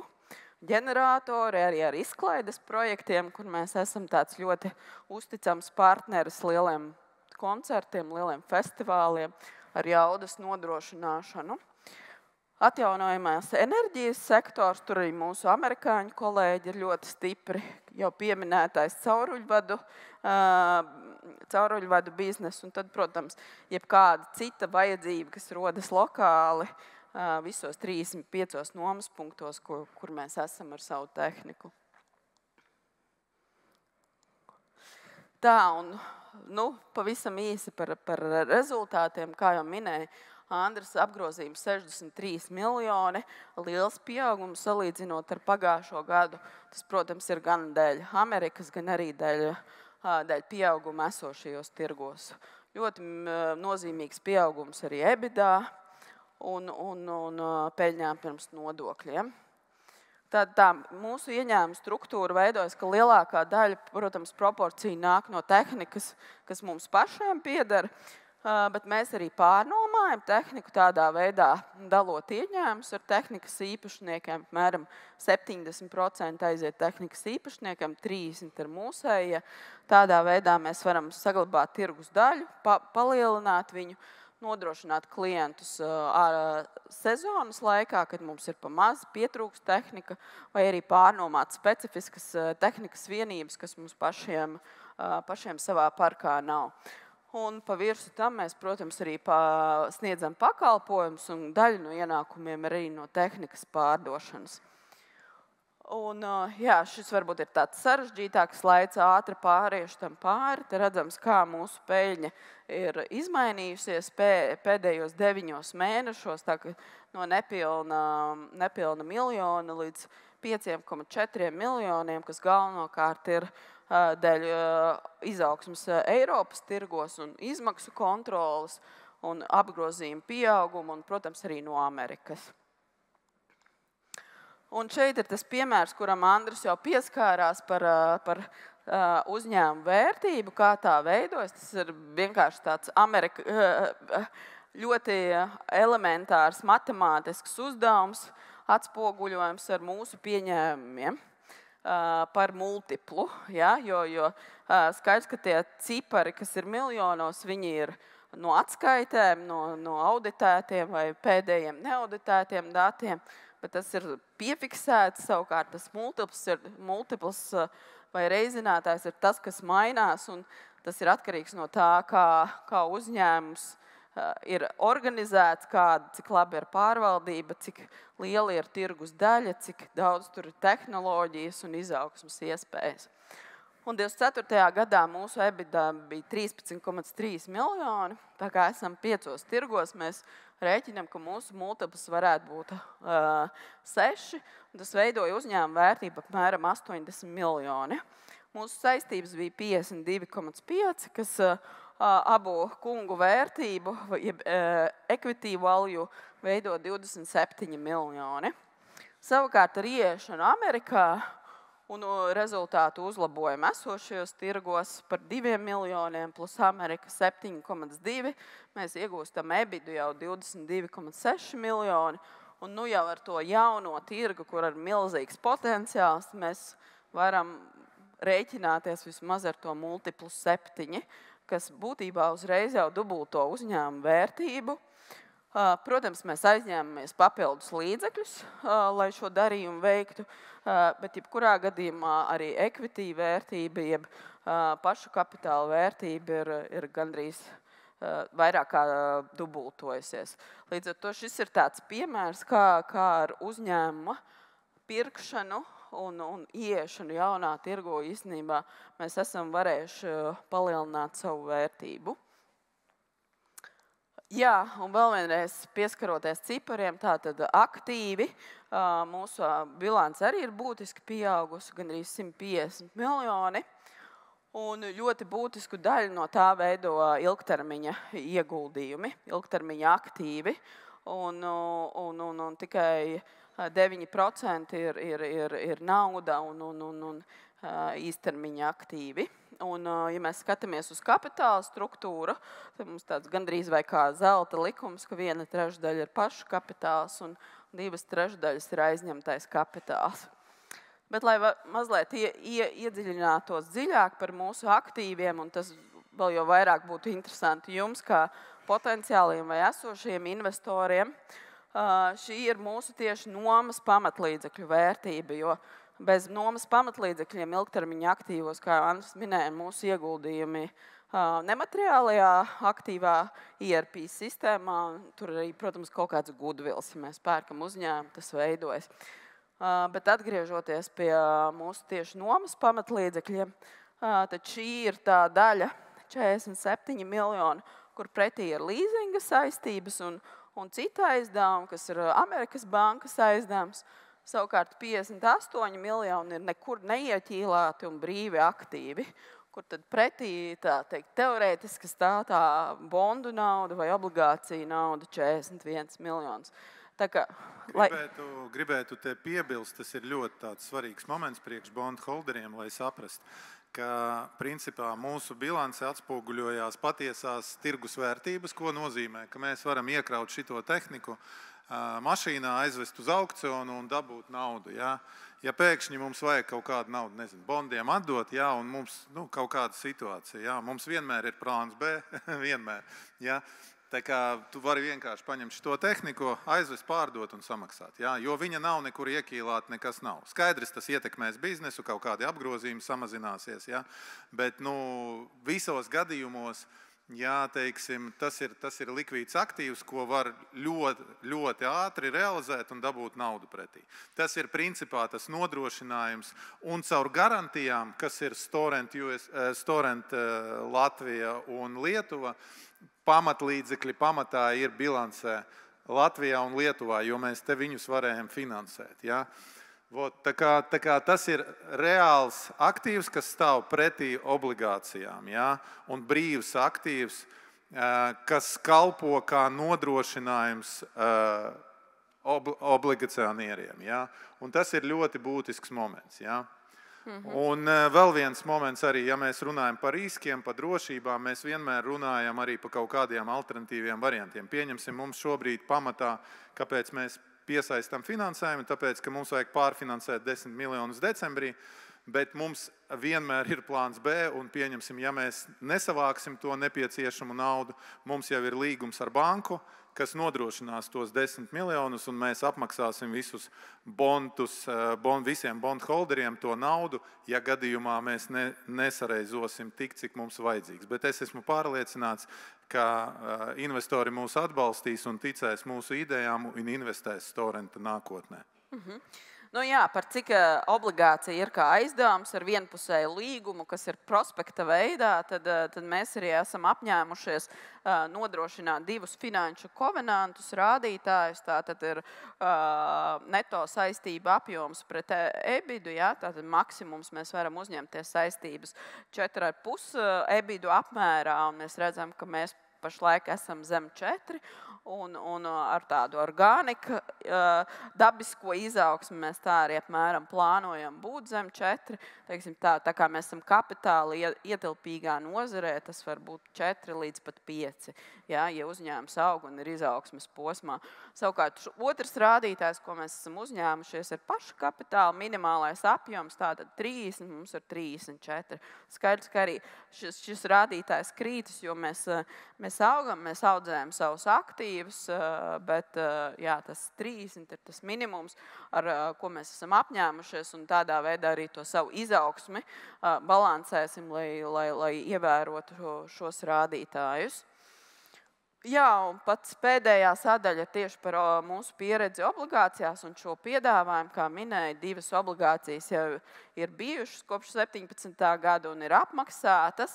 Pašlaik ir 2, kas tiek piedāvātas apmaiņai, tātad šī gada decembrī mums jādod ir 10,2 miljoni. To mēs piedāvājam apmaiņai, kā arī tiem obligāciju turētājiem, kur apmaksas termiņš ir nākošā gada rudens. Mēs tāpat arī tagad piedāvājam, ja gadījumā kāds vēlas nofiksēt atkal savu investīciju uz nākošiem 3,5 gadiem. Pavasarī mums bija programma, mēs izlaidām 23,1 miljonu, un pašlaik mūsu apjoms, ko mēs vēlamies piesaistīt, ir 18,5. Un jā, vēl vienreiz šie noteikumi, ko es varbūt nepieminēju, domāju, ka pārstrā visu pieminēju, vēl vienreiz 10%, ceturkšņa maksājums, apmaiņas komisija papildus piemaksas ir 1%, un pieteikšanās ir līdz 2. decembrim, bet noteikti nevajadzētu atstāt līdz pēdējai dienai, jo tas pieteikšanās princips ir tā kā first come, first serve, tātad kurš pirmais pieteiks, ja būs pieteikušies vairāk, tātad mēs skatīsimies pēc pieteikšanās perioda, kurš pieteicies pirmais. Un mēs izmantosim pirmkārt jau, kā minēju, esošu obligāciju dzēšanai.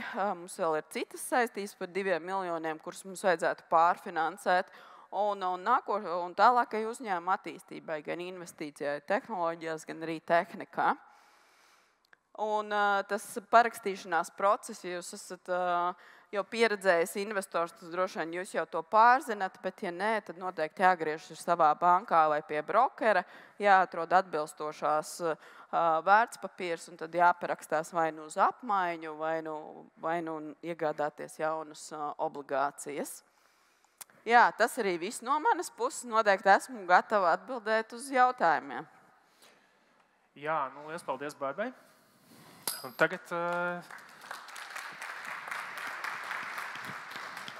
Jā, tagad var spērt vaļā visu, kas uz sirds... Laikam pa Storentu, vai ne? Varbūt sākumā šīm obligācijām 10% likme, varbūt kā Storenta ir to 10% panešana. Neizklausās baigi lēti. Neizklausās. Vienmēr gribās lētāk, bet tāds ir tirgus šobrīd. Mēs domājam, tas gana sabalansēt likme pret to risku, kāds ir, un pret to ienākumiem no obligācijām. Es domāju, ka te jau vairāk mums palīdzēja eksperti pieņemt lēmumu, un ne mēs paši.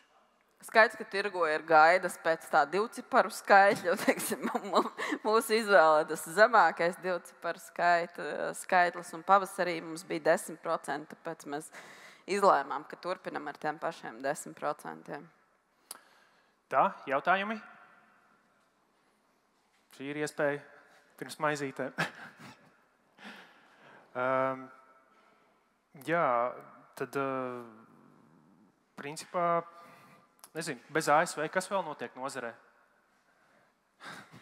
Nu, kā jau minēju, Baltijā mums sokas labi, lai arī varbūt tā ekonomikas izaugsme nav tik liela, bet ir sektori, kas to silda. Tas pats daudz pieminētais Rail Baltica projekts, lai arī mēs tieši uz viņu nenomājam. Mūsu galvenais klients ir apakšu uzņēmēji.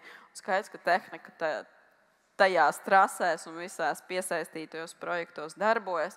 Tāpat tā militārā nozara ļoti, ļoti aktīva.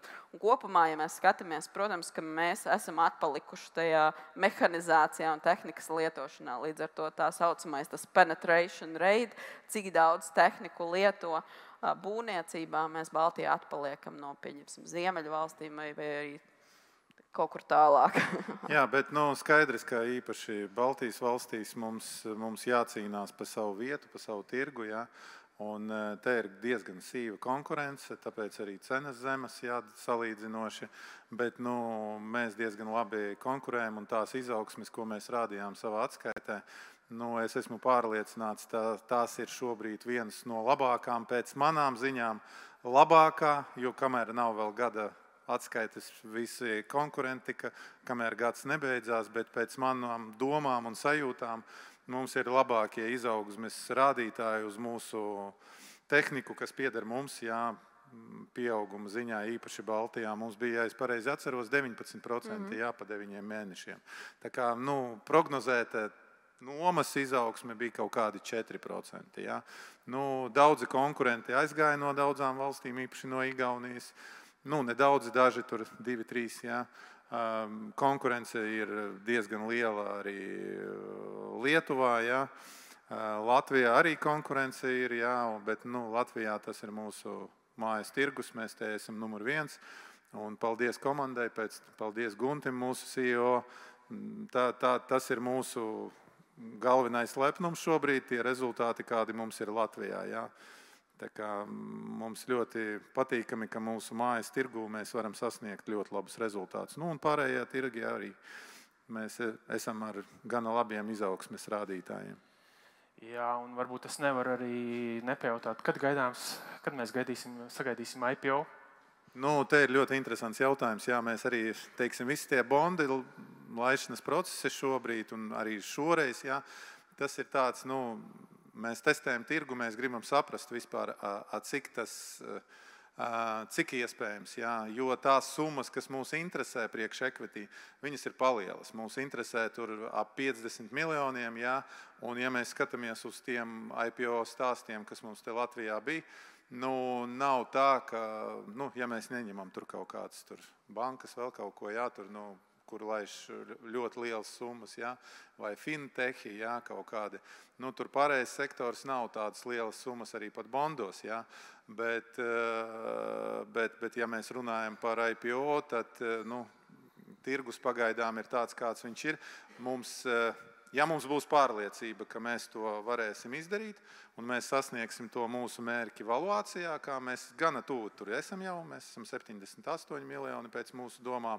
Tas ir diezgan pesimistisks scenārijs, vērtējums, jā, mēs pie tiem 100, mēs ļoti nopietni domāsim, bet jāsaprot, cik reāli to izdarīt šeit. Tas ir galvenais jautājums, kur laikam tur vajadzētu kaut kādā veidā arī valdībai padomāt, kā to atbalstīt, kaut kādi fondi, kas palīdzētu, liktu arī, teiksim, naudu IPO vietējos, jā, nezinu, kaut kādas pensijas fondi, ja būtu arī kaut kādas iespējas liktu iekšējos uzņēmumos, kas te iet uz IPO. Es daudz nesekoju līdzi, kādas ir šobrīd tās iespējas, bet, skatoties uz to tirgu, jā, izskatās, ka, lai viņu iekustinātu, vajag tur kaut kādu atbalstu. Labi. Pēc 3 gadiem Storent būs biržas uzņēmums ar akcijām? Storentam vajadzētu būt pat ātrāk pēc 2, jā, bet jautājums, vai tas būs iespējams tieši te. Es domāju, ka viņš būs viennozīmīgi. Jautājums, kur? Sapratu. Tā, jautājumi? Prezentācijā minējāt, ka ir doma pirkt vēl vairākus uzņēmumus ASV. Kādas varētu būt potenciālās izmaksas un kā jūs domājat to finansēt?